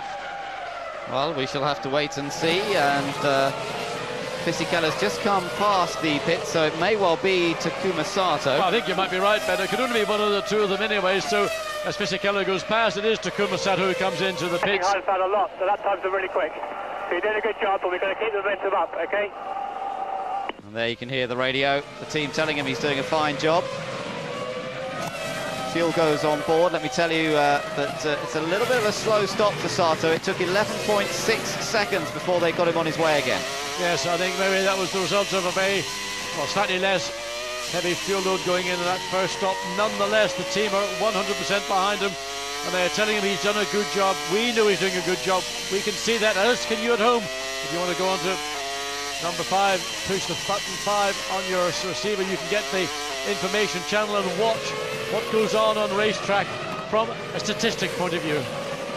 David Coulthard then, having made that mistake a little earlier on, has now closed back up to within 1.7 seconds of the battle that's going on ahead, Raikkonen versus Felipe Massa. So it hasn't taken Coulthard long to make up the ground. He's not quite where he was, but he's not far behind, and it's just showed once again that to get into clean air, these two McLarens are capable of lapping faster than Felipe Massa. So what they will have to hope is that they can make a quicker pit stop than the Sauber team in a few laps' time, and that'll enable them to get ahead. Meanwhile, the Minardi of Mark Webber is heading down pit lane, currently running 16th, remember, ahead of teammate Anthony Davidson.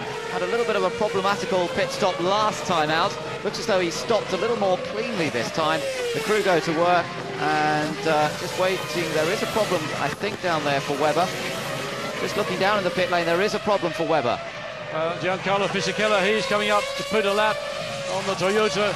Of course, there's a battle going on for 4th place, and Fisichella will want to get through as quickly and cleanly as possible, because he will have Felipe Massa all over the back of the Jordan, who in turn has got Kimi Raikkonen. So on battle, there's the Jordan preparing now, and this will be for Giancarlo Fisichella, who's going to come in.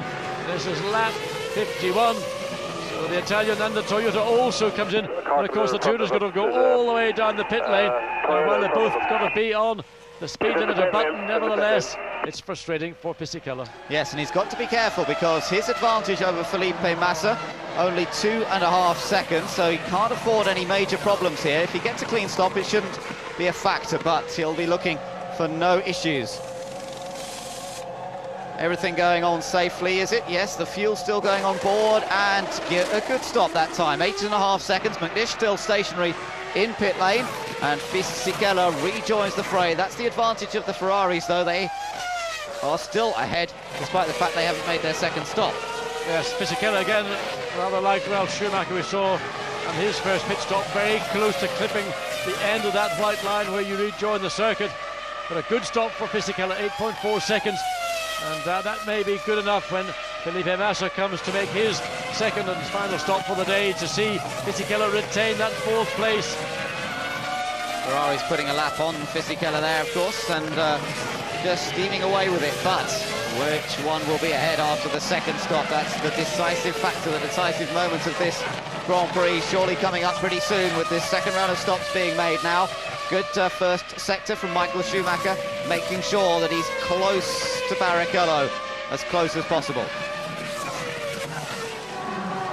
Mika Salo making his way down the pits now as well, and also De La Rosa. Now these two have been battling for lap after lap, John, Salo and De La Rosa, so this battle in the pits is going to be crucial as Toyota go to work, Jaguar go to work. Will they get Salo back out ahead of the Jag? Here comes De La Rosa. He's got it. Oh, De La Rosa has a contact. He put him in the wall. He had De La Rosa all but in the wall. Well done, got him, well done. Well, that was tight, and I mean, both drivers going for it. It's a question of whether De La Rosa may have released the speed limiter button slightly early, just to try and get ahead of Salo. But, well, you couldn't have put let's say, a piece of paper between the wheel of the Jaguar and that pit wall. Nevertheless, Felipe Massa also just recorded his fastest lap of the race. He's still being chased like mad by Kimi Räikkönen. And Sauber are preparing, and I think it probably will be for Felipe Massa. So we shall see how this battle gets resolved. This is a replay, John, of De La Rosa coming down the pits. And that's how close they came, the Toyota and the Jaguar.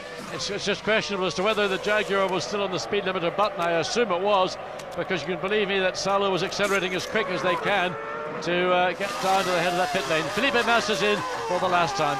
So, will Felipe Massa hold on to 5th place? He's driven superbly well here today, but he's in danger of losing a point-scoring position. Or the question is, will he take 4th place? Remember, Jordan had a great stop for Fisichella. 8.4 seconds with the clock ticking away. How many is it going to be? It's a good stop. It was 8.4 seconds. It should have been quicker. That fuel hose did not disconnect quite as quickly. So Massa down the pit lane with warnings. Where's Fisichella? Where is Räikkönen? Back out he comes, and Fisichella gets him again. That's how close it was. Oh, Fisichella just managing to nip round him as they came into that first corner. Well, now Massa's got to keep it under control, and it's where the two McLarens come out that will be the fascinating factor. Here comes Ralph from 3rd place, a lonely 3rd. Really, there's not a lot he can do, but he has to maintain focus, hope for a decent pit stop here. 8.2 seconds, and again, everybody very deliberate, particularly on the fuel hose, not just getting it in, but making sure you get a clean break. And it is heavy, it's awkward. The fuel flap closes. Ralph continues again, clips across that white line, but apparently not a problem. So wave blue flag for Nick Heidfeld, and that was to do with somebody no doubt lapping him. Fisichella, in fact, it would be, because Fisichella is just directly behind him on track. And here comes Michael. Michael coming into the pits now. This is where it all happens between the two Ferraris. Now, Barrichello will have to push to get away, try and open up enough of an advantage. 0.7 of a second, that was the difference when they came into the pit. Michael came into the pit lane. Fuel in, fuel out, 6.8, 7.6 in reality. And that's as quick as I think we've seen all day. Ralf Schumacher makes his way around.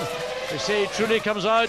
Here's the battle. He's got Nick Heidfeld ahead of him. Michael Schumacher will want to get past the Sauber instantly. And I'm sure there will be maximum cooperation from Nick Heidfeld for his countrymen. Well, I would think so, but yes, Schumacher really does have to find a way past the Sauber as quickly as possible here so that he doesn't get held up. Montoya is also ahead of him on track, and he needs to quickly find a way through, otherwise this could be the moment that he loses out the advantage to Barrichello. So what a Grand Prix this is turning out to be, not just a battle between the two Ferrari drivers. Again, watches as Heidfeld Oh, it's Massa, Philip Massa coming back in. Well, that was pretty easy for Fisichella in reality, because he had the momentum, he had the tyres up to pressure, tyres up to temperature. Rubens Barrichello now comes out of 13 and drives into the pit lane, cuts in at the last possible moment, and has to be careful, maybe not quite so committed through that long right-hand corner as Michael Schumacher gets the speed down. He's got to be absolutely wheel perfect, he's got to be precise, not lock it up, not slide and overshoot the pits. So 7.6 was Michael Schumacher's total time. Schumacher through turn 13 up to turn 14. 7.6, it's exactly the same, John. Here we go. The battle between the two Ferraris. Rubens should stay in front, but where is Michael coming down the straight? That's where he is. And Rubens Barrichello appears on the left-hand side as Montoya comes in for his pit stop. But it's this battle. Barrichello rejoins in front. And unless Michael does something very, very brave here... into turn 2. Well, no, he's not. He's not going to do it. He's not going to challenge. He's going to defend his position, but he's not going to try and go for that last-minute lunge. If that had been perhaps somebody not in a Ferrari, he might have gone for it. Well, he's got an opportunity. He wants to put pressure on Barrichello. Turn 4 is not a bad place to do it. Barrichello's tyres, of course, just going through the first 4 corners. They're up to heat because they're preheated before they go in the car, but of course every set of tyres does feel different. It takes a couple of corners, maybe a lap, to get a sense for what that fresh tyre, more fuel on board is going to do. Michael's had that advantage in 1 lap, but of course he's had to carry that little bit of extra fuel for that additional lap. So, fantastic racing this between the two Ferraris, and it's Barrichello who merges from that second stop with the advantage, and it's still, we're waiting for the two McLarens to come in. They haven't made their second stop yet, and they're putting in some very quick times at the moment. A 1:17.1 for Raikkonen, a 1:17.3 for David Coulthard, and this is their opportunity. Yes, but further down the field, Felipe Massa is really now being held up by Giancarlo Fisichella because they're running in the low 1-minute 19s. And I think Felipe Massa is feeling frustrated because he just lost the opportunity to get ahead of Fisichella. Currently that would be for 6th place. And in the meantime, the two McLarens are charging away, running in the low 1-minute 17s. And if they can continue to run at this pace, when they make their pit stops, they will come out ahead of Fisichella and Felipe Massa. So Raikkonen and Coulthard could consolidate their pit stop and end up in 4th and 5th places. That really would be quite something, but it does look as though the McLarens should be able to achieve that with some very quick laps being set by both of them, Raikkonen and Coulthard. McNish is just lapped again there by race leader Rubens Barrichello, but McNish running down in 15th place in the second Toyota teammate. And Michael dives down the inside. Now, I suspect he got a signal from McNish to say, you know, go, go, go. Nonetheless, for Michael, he did not want to go down the inside line. There is dust, rubber and rubble there. Also, it compromises his corner into turn 6, and therefore the exit. Felipe Massa pushing hard, but Giancarlo Fisichella, there's the gap. It's increased a little bit. It's up to 1.4 seconds. Fisichella has to push as hard as possible now, knowing he will be told by the team that the McLarens are going to be such a threat, but I don't think he can do enough with... McLaren are getting ready. They're already in the pit lane. There we see the team. So will it be Raikkonen? Will it be Coulthard? Yes, and will they get out ahead of those two? I think they will, ahead of Fisichella and Massa, but they will need clean pit stops. I think it'll be, I'm sure it'll be Coulthard, because Raikkonen, who's that bit further ahead of Coulthard, if they can keep him out running in clear air, he can run at the pace he needs. Look at him through turn 12, and absolutely he is using every ounce of horsepower that Mercedes engine provides him. It'll be DC, I believe, that will come in. They'll keep Raikkonen out as long as possible, as long as he's in clear air. It is David Coulthard in for the second and final time. So round the top corner into the pits he comes. He had dropped away a little bit from Raikkonen in those last few laps, bit of traffic coming into play.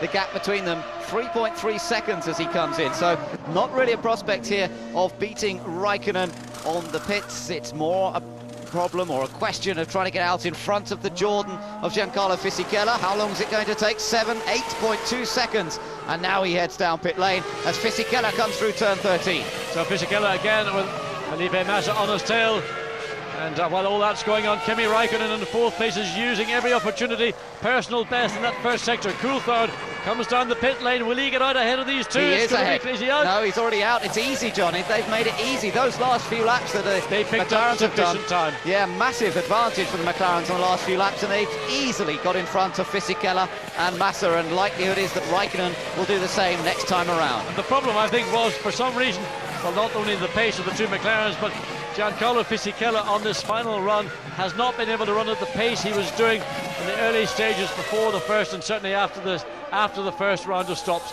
He's holding up Felipe Massa. The lap times are being determined by Fisichella, not by Massa, and now the teams sit back and wait. How long can Kimi Räikkönen go?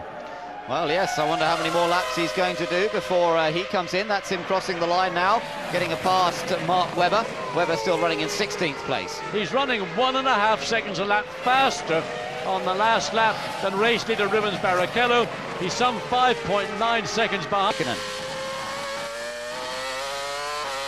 Barrichello, lap 60 we are on now, lap 61 in fact we're on. They've completed 60 laps, 17 laps remain, and still we await any sign of McLaren calling Räikkönen into the pit lane. And Kimi Räikkönen has got a 29.4 second advantage on teammate David Coulthard.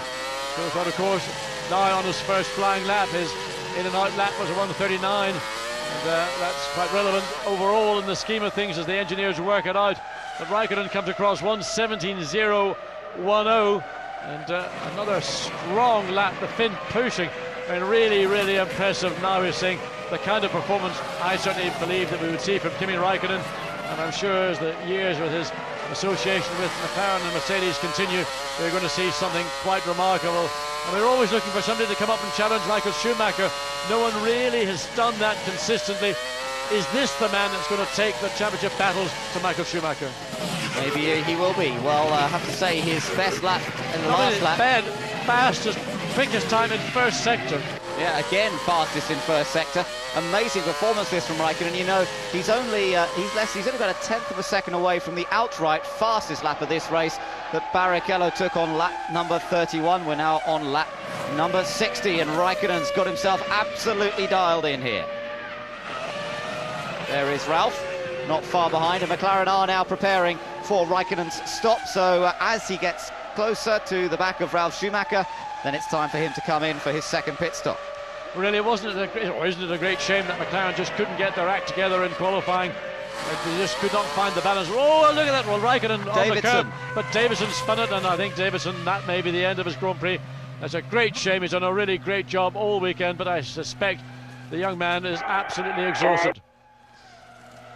Well, there is Räikkönen in the pits. It's a clean stop, I think. The fuel still going aboard. Yes, 7.8 seconds gets him out cleanly. He will emerge ahead of Coulthard. Yes, that was a quicker stop than David Coulthard. He was able to go deeper, therefore less fuel required, and that's the benefit of being able to do strong runs, long runs. There we see Coulthard just coming out of 14 as Räikkönen dives down into turn one. So the McLarens, the two McLarens that started such a long way back on the grid, 10th and 11th places, have now worked their way up into 4th and 5th positions, both in the points. It's a pretty impressive race performance today from the McLaren Mercedes team. The question is whether Räikkönen can still go chasing after Ralph. This was what happened to Davidson. Yes, this is round about turn 9, and Anthony Davis, just the back end broke away, and I would put that one down to simply fatigue. Anthony Davidson, he was 4 laps down to that point, so he'd completed 77 laps. I mean, it is a massively tough circuit, and he never felt truly comfortable in the car. On Friday he said that his back was hurting him. They were going away to revise the seat and try and get a better position for him, but fatigue and concentration take a real pasting around the Hungaroring. Nevertheless, I think he can walk away feeling he's done a strong job for Minardi. So here we are, two Ferraris now opened up a little bit of the gap, 1.6 seconds, and perhaps Michael at this stage will relax and say, well done Rubens, you've done a good job all weekend. I'm just going to sit and follow you home. Let's look for a Ferrari 1-2 and wrap up that Constructors' Championship. And of course Rubens move into second place in the drivers' title battle. Ben, Kimi Räikkönen is in a planet right now of his own. Not only did he get out ahead of David Coulthard with a nice comfort zone, he's managed to go fastest in that last sector. Whoa, contact was it? Well, this is this battle going on with Salo and De La Rosa. Ignatius further 9 seconds behind that battle. That's a battle for 13th place. Great to see, they're still hard at it though. De La Rosa having a little bit of a go. Didn't make it happen, but Salo a tough guy to pass. Well, remember what happened on the edge of the pit lane. Salo put the squeeze on De La Rosa. Well, I tell you, it got close again.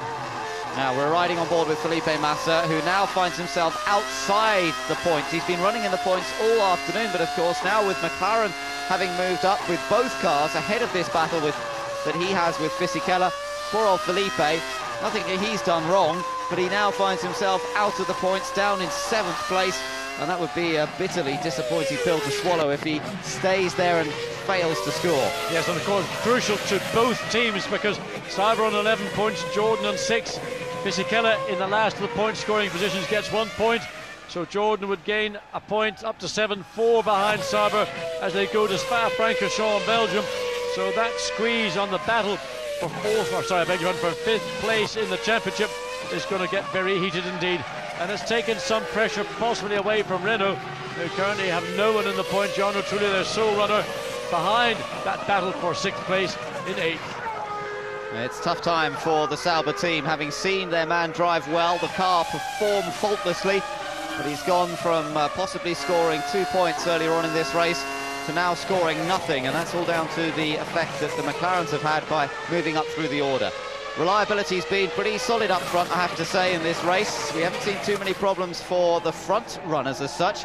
Again, the only cars that we've seen go out, Villeneuve, Irvine, Button, who spun, and Davidson, who spun out as well. And this is the battle going on with Nick Heidfeld running in 9th, Jarno Trulli in 8th, so embroiled in a Bridgestone Michelin battle. Renault versus Cyber, Petronas just ahead of them. That's the battle, I think, with De La Rosa and Salo. They're going to be lapped by these cars running currently in 8th and 9th place. Well, it is a long, hard afternoon for these guys who are outside the points. No real prospect of scoring points unless something very dramatic happens up front, and yet still pushing lap after lap to try and gain a little advantage. But the reason that they are racing, of course, is that while you finish outside the points, you don't get that advantage. But again, the funding for these teams is in part derived from their positions in Grand Prix. So if you're running an 8th or 9th, you might think it's important. You might say, oh, I'll give up, I don't get any points. Sorry, Sunshine. The team earn out of this. It's very important that you drive 100% for the entire race distance. Well, here we are, Nick Heidfeld just getting that little bit closer to the back of Trulli. Trulli having to take a tight line. The Jaguar of De La Rosa moving wide to let them through. Does a good job of allowing them through there, but they're still looking for the opportunity as Heidfeld. He knows he has potentially the faster car here, but he can't find a way of getting past Jarno Trulli. It's the traffic that he's depending on, really, to hold up the Renault in front of him and then try and take advantage. The next one is the Toyota of Mika Salo. So always a traffic situation, you look to it to try and make opportunities for yourself. And Jarno Trulli knows that every bit as well as Nick Heidfeld does. And it's important now for Trulli to be careful in where he does put this lap on Mika Salo. You want to do it in a way where you can just slip through, but make it difficult for the car behind you. Mika Salo, of course, receiving blue lights on the cockpit, blue flags around the circuit. He's got to get out of the way as quickly as possible, otherwise he will be penalised. He does so. It doesn't really help anybody, but Nick Heidfeld might think he could sneak. But look at Pedro De La Rosa. He comes back now and right on the tail of the Toyota. Yes, he lost a massive amount of time when he backed off to let these through. And then with Salo backing off, suddenly he's right there again with the Toyota of Salo. So he certainly has not given up on this battle for 13th position. Take another look here at Heidfeld. Great onboard view. Right behind the Renault. Looking at the back end of the car, the rear wing of Trulli's machine. I think he's getting closer to him. Well, in that mid-sector, it looked like he just ran down Trulli marginally, but of course in the exit of the corner, the aerodynamics coming into effect, it didn't make much difference ultimately.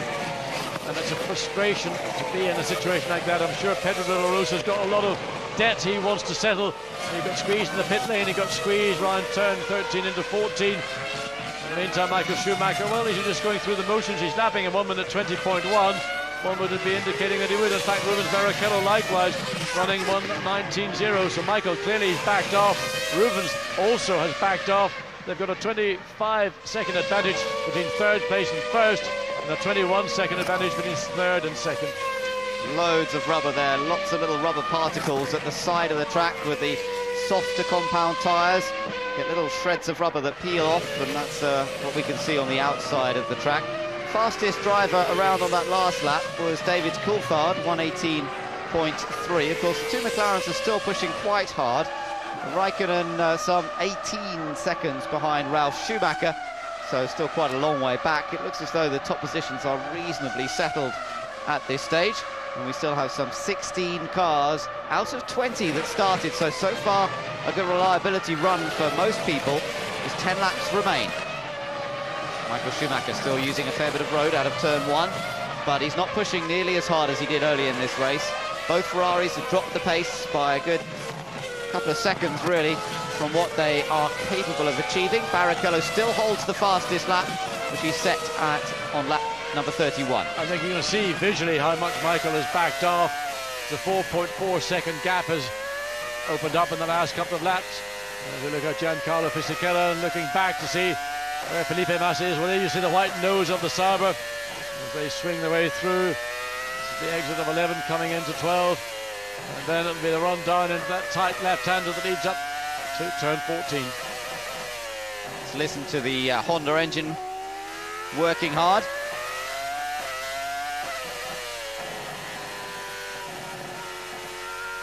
Of course, there'll be a different engine note in the back of a Jordan next year, as we've learnt this weekend. It'll be the Ford V10 rather than the Honda V10. Well, some people might call it the Cosworth V10. It'll be built by Cosworth, that's for sure, but there may be a sticker on it called Ford. And Jordan having a great day here with a very strong race from Fisichella, but an equally strong race from Takuma Sato. And he's not, I think he's hardly featured whatsoever this afternoon. Now, we have been watching that battle with Trulli and Heidfeld. They've been embroiled in a battle. In the meantime, Takuma Sato in 10th place, some 4.5 seconds behind. He has actually dropped back off the pace, running now in the low 1 minute 20s, and in fact the gap has gone up to 4.9 seconds, so one suspects that the team are saying, well, you know, 10th, 9th, 8th, bring it home, Takuma, that's what we want you to do most of all. Felipe Massa still pushing on as he chases after Fisichella. These two are going to be lapped soon, as Montoya just going past De La Rosa there, and that's putting a lap on him, so he doesn't have to worry too much. Montoya still going, of course, despite the problems earlier on, and now putting another lap on Mika Salo as well. There he goes, just nipping through on the approach into turn 5. In fact, Ralph now running directly behind his own teammate. Montoya, I should say, running behind his own teammate as they come through those tight first gear corners, 6, and then into second, short shift into second into turn 7. Yeah, well, De La Rosa still has that view of the rear wing of the Toyota. Lap after lap he's had this. Yeah, I reckon he's going to grab Salo when he gets out of the car anyway, because I think he's so...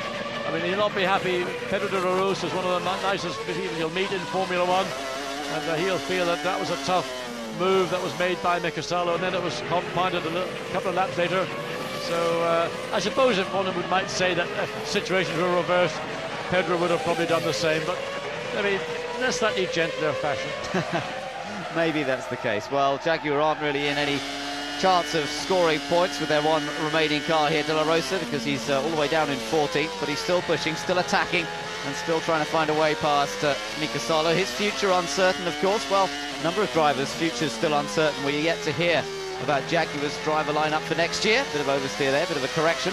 Same with Toyota. We're yet to hear what they're going to do. We might learn more at the next Grand Prix at Spa in a couple of weeks' time. And I think a lot of that decision-making will probably hinge on the announcement today with the new tie-up with Jordan and Ford badged Cosworth engines.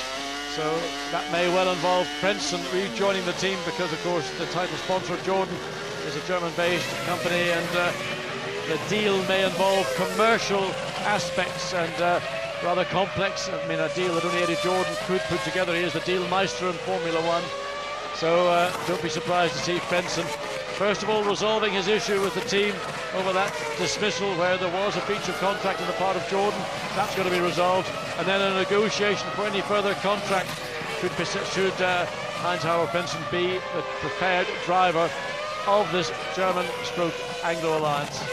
Well, there once again the points position if they finish where they are now, and it would put Barrichello in a clear second place in the championship.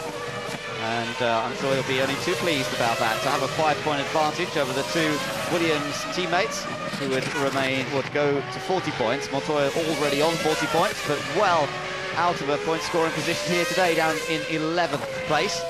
As Fisichella comes through, there's Felipe Massa still keeping him honest, of course. Jordan just keeping everything crossed at the moment that the car makes it to the finish of the race. They've had some poor reliability this season, And it's been some 4 races since Fisichella last scored. That was in Montreal, taking a 5th place. That was the end of his sequence of 3 5th places. And everybody at Jordan just got everything crossed at the moment to make sure that Fisichella makes it safely around in 6th place here today. This battle again further down the field with Nick Heidfeld still trying to run down Jarno Trulli. That's the view from on board, of course. It's a very wide angle lens, makes it look a distance much greater than it is in reality. In terms of time, it's 1.6 seconds, and Takuma Sato a further 4.6 seconds behind. Well, Olivier Panis goes way offline, gets his tyres completely choked with all that, the marbles and the dust, rubber that gets rolled off the tyres. As you look back again, Saulo and De La Rosa, and well, before this race is over, will De La Rosa manage to get close enough to challenge for 13th place? Well, it's still an entertaining dice, this. You know, just looking at the back of the Toyota, they put that wing back on. I hadn't realised that. They had that extra wing. They were running that on Friday. Yeah, that's actually apparently what happened was the team put that on overnight because when they were working in the car, they wanted to put their team mugs on it and they forgot to take it off. Useful little tea tray there. Ove Anderson spoke to us earlier on the weekend and said that they tried it and it hadn't worked, but obviously they decided to go back to it for the race itself. And, well, it's keeping him ahead so far of the Jaguar. Ben, Michael Schumacher, we thought he'd gone to sleep, having an afternoon nap. Maybe Ross got on the old telephone and said, time to wake up, Michael, because Michael has now set fastest sector 1, fastest sector 2. The gap was 4.4 seconds, it was down to 3.9. It is now down to 0.6. New fastest lap, 1:16.2, and I think that may well be a new lap record as well. It is a new lap record by half a second over Mika Häkkinen's mark from last year. And I think that's a bit of a point. Maybe Michael said, I'm going to show this little Brazilian teammate of mine, who is the world champion. And just to make the point, he took about 3 seconds out of Rubens on that last lap. But then, of course, Barrichello is presumably capable of going pretty much as quickly if he wanted to, but I'm sure he'd rather preserve the car at this stage. He's had enough mechanical woes with his Ferrari during the course of this year not to want to stress it too much at this point. And as long as he keeps control, he's heading for his 2nd win of the season. There was a wry smile on the face there of Ross Brawn after that magic lap from Michael Schumacher. Well, here we're seeing, this is Ross talking. We think that's Michael's radio. The Rubens one's on the left. We saw all this played out in Austria, and I don't think we're going to see team orders here. But clearly Michael wanting to say, well, I am the fastest guy in Formula 1. I can drop back in the space of, what, 1.5 laps. I clawed back 4.4, or just 3.8 seconds, in fact, in reality it was. I mean, Rubens, of course, not running at race pace. Rubens pretty much matching Michael all the way around this lap, and pretty much all the way around the 73 laps of this year's Grand Prix. Well, it's a relaxed and already it's almost festive mood down in the Ferrari pits and on the pit wall. They have just decimated the opposition here today. 22 seconds back to Ralf Schumacher. There he is in 3rd place. Well, Ralph's done a good job, I have to say. All weekend, Ralf Schumacher has been a star performer, doing a fantastic job in qualifying yesterday, surprising even himself, I think, with that 3rd place on the grid when it looks as though Williams was struggling. Today in the race, he's kept his focus, he's kept his concentration, John. He hasn't had anyone to play with, no racing really going on around him, but he's stuck at it. Yeah, it's another solid, historic sort of drive from Ralf Schumacher, a man who, you know, doesn't give an awful lot as a human being, isn't necessarily desperately popular with the team because he's got a teammate who the team just love to bits, but really it's in the cockpit that it all counts. And Ralf has done a really strong job, dominated his teammate this weekend. Going to bring the car home. We believe it'll be a 3rd place, 4 points for the team. They all benefit ultimately because there's usually a bit of a division of the funds amongst the team. They sometimes work on a performance-related basis, not simply just a straight salary. And a bit of performance-related pay often does drag out that last ounce of effort from the team.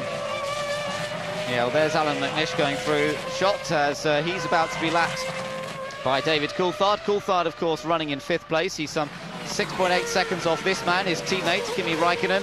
And again, Räikkönen has performed well, not making any mistakes himself, and just showing that he has the breadth of ability, really, to sustain this pace through a tough Grand Prix here in Hungary.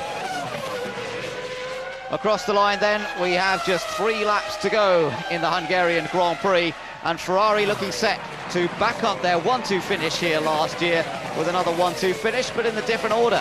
Barrichello this time all set to take his 2nd win of the season, his 3rd Grand Prix victory. The McLarens have been star performers as well, having qualified poorly. They're looking at 4th and 5th at the end. Yes, also Michael maybe a little bit unhappy because he was looking to seal 10th victory, to create a record of victories in a single season, and he's maybe now going to have to wait until the teams move back up into Northern Europe, up into the mountains and the forests of the Ardennes in Belgium. Take all the waterproof gear with you guys, because I'll guarantee you if it doesn't rain all weekend it will certainly be wet at some part. And a racetrack again that Michael Schumacher might care to call his track, because it's only a few kilometres down the road to the town he spent most of his youth. That's Kirpen, just across the border in Germany.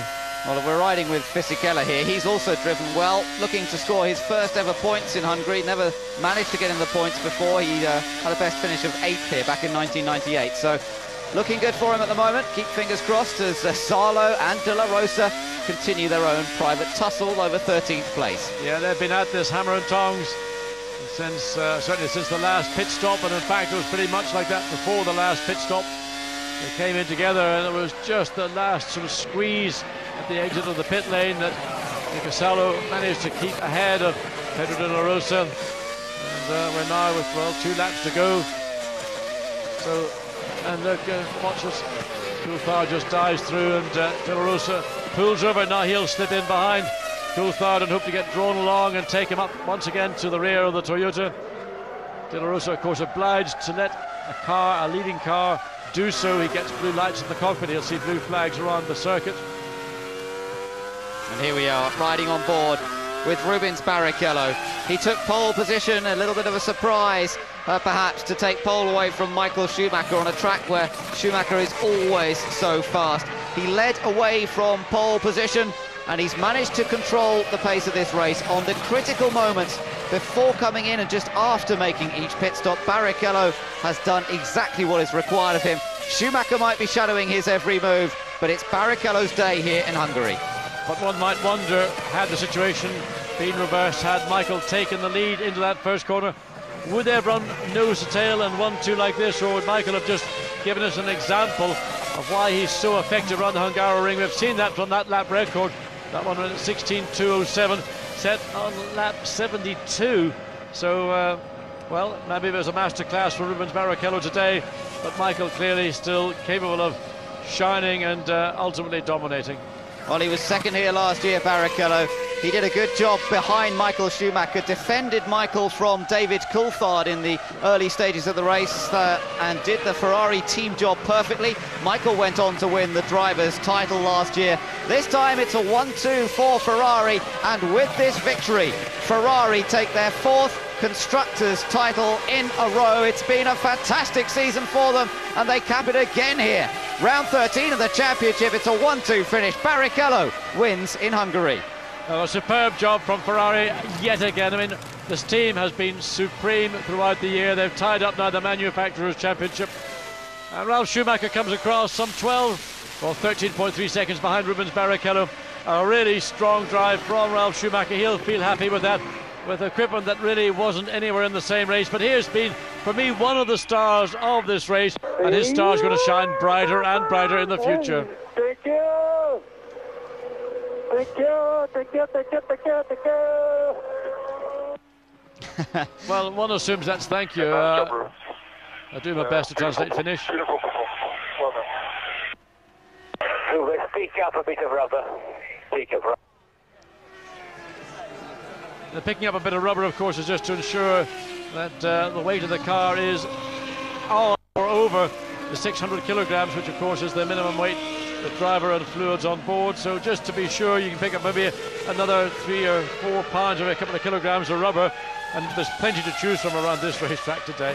So Fisichella scores for Jordans. He finishes in 6th place, a vital 1 point to the Jordan team, bringing them up to 7 points in the Constructors' Championship. His first point since Canada, and again the result of hard work all weekend long. And again it just confirms and really just tops off. Yeah, not too bad. A good day for Jordan. They lost their Honda engine, they're now going to have a Ford badged V10. So, I mean, Eddie has got reason, as do the entire team, to celebrate. Well, Barrichello certainly making sure he does drive offline, picks up a little more rubber, and I'm sure that's partly as well, as you say, not just weight, but to cover up the grooves on the car, on the tyres, which have now quite worn at the end of the Grand Prix. That was the moment of celebration as Ferrari celebrate a 1-2 finish, the Constructors' title all wrapped up. They've done it all, and we're only at the 2/3 distance mark through the season, still 4 Grand Prix to go, and Jean Todt, the architect of this team, can celebrate once again. Luca Badoer, a man that we don't see on racetracks these days, but we see doing an enormous amount of testing on behalf of Ferrari. He in part is the reason why this car has been both so competitive and reliable. He, along with Luciano Berti, have done, well, I mean, almost week upon week of sometimes mind-numbing testing at Fiorano and at Mugello, and their contribution. Luca de Montezemolo and Jean Todt have said that Luca Badoer wants a job for life at Ferrari. He's got it. Well, he has certainly made a massive contribution. And Rubens Barrichello coming through to receive the applause of the crowd here. 11 wins for Ferrari now in 13 Grand Prix this year. It's a stunning record, isn't it? It might not be quite up to that McLaren 1988 record, but, you know, they're still going to be tough to beat at all the remaining Grand Prix this year. Spa, Monza, Indianapolis and Suzuka. You still have to say Ferrari will be favourite. I think there's nothing to say in the car. The team are operating at such an incredible level. I mean, think about what Williams and BMW are doing. Think about where McLaren and Mercedes-Benz are in reality. The weakness of McLaren right now is that the car is not as generous to the team in qualifying situations, but we've seen blinding races from Coulthard and Monaco, stunning race from Raikkonen in Manicourt, the French Grand Prix. Again, they just cannot afford to qualify 10th and 11th. They just can't quite keep up with that sustained brilliance that Ferrari have. Partly down to the tyres, partly down to the chassis, and down to the 2 drivers. What a package it is, and that's nice to see. And Rubens thoroughly deserved that victory today.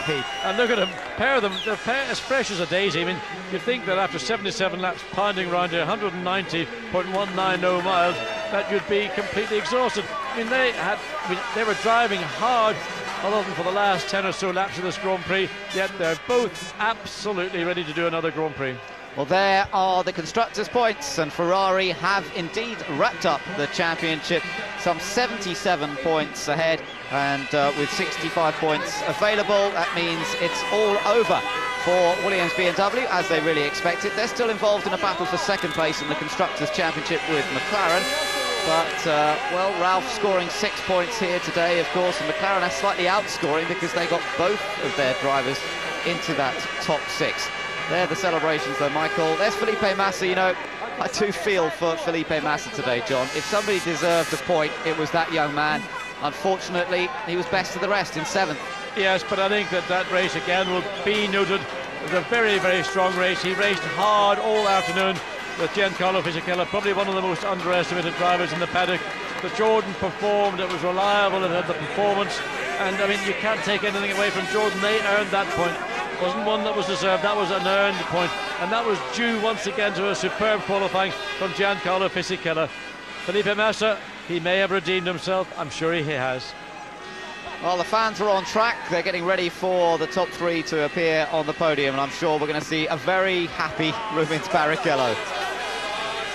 There are the Williams crew looking pretty happy as well. That was a good effort from Ralf Schumacher in particular. A little disappointing with their other man, Juan Pablo Montoya, over the whole weekend. That's the way it goes sometimes, and I'm sure they'll be looking forward to Spa in a couple of weeks. Perhaps Williams will be able to challenge there.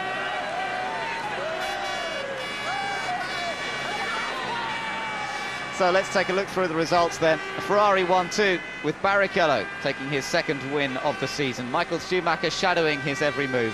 Ralf Schumacher a solid 3rd place, but Raikkonen and Coulthard managing to recover from a very poor qualifying session yesterday to score points here today. Giancarlo Fisichella also scoring the final point for Jordan. Felipe Massa disappointed in the end after a well-driven race, and then all the rest lapped, including Trulli and Heidfeld. Further on down the list, Montoya, after losing bits of bodywork by running wide, and then the dice with Raikkonen, dropping down to 11th place after the extra pit stop, and nothing much he could do about that. Panis, Salo, De La Rosa, McNish and Webber, the other finishers, to a gruelling Grand Prix, but 16 out of 20 cars that finished this race. There are the non-finishers: Davidson, Jenson Button, Eddie Irvine and Jacques Villeneuve. Yes, that's not a bad finishing record on a track where, you know, mechanical reliability can be suspect, but principally it's down to drivers. This is a race where driver fatigue does come into effect, and well, 16 drivers did a great job, 16 teams did a great job. And in the case of the other four, well, I think Anthony Davidson was the only one that might be put down to a driver error, and I think, well, he did a stunning job all weekend, and I think by and large can be excused whatever caused him to slide off track midway through the race. Oh, well, there he is.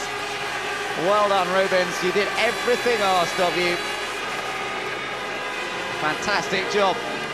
And as at the Nürburgring, it's time for the Brazilian anthem.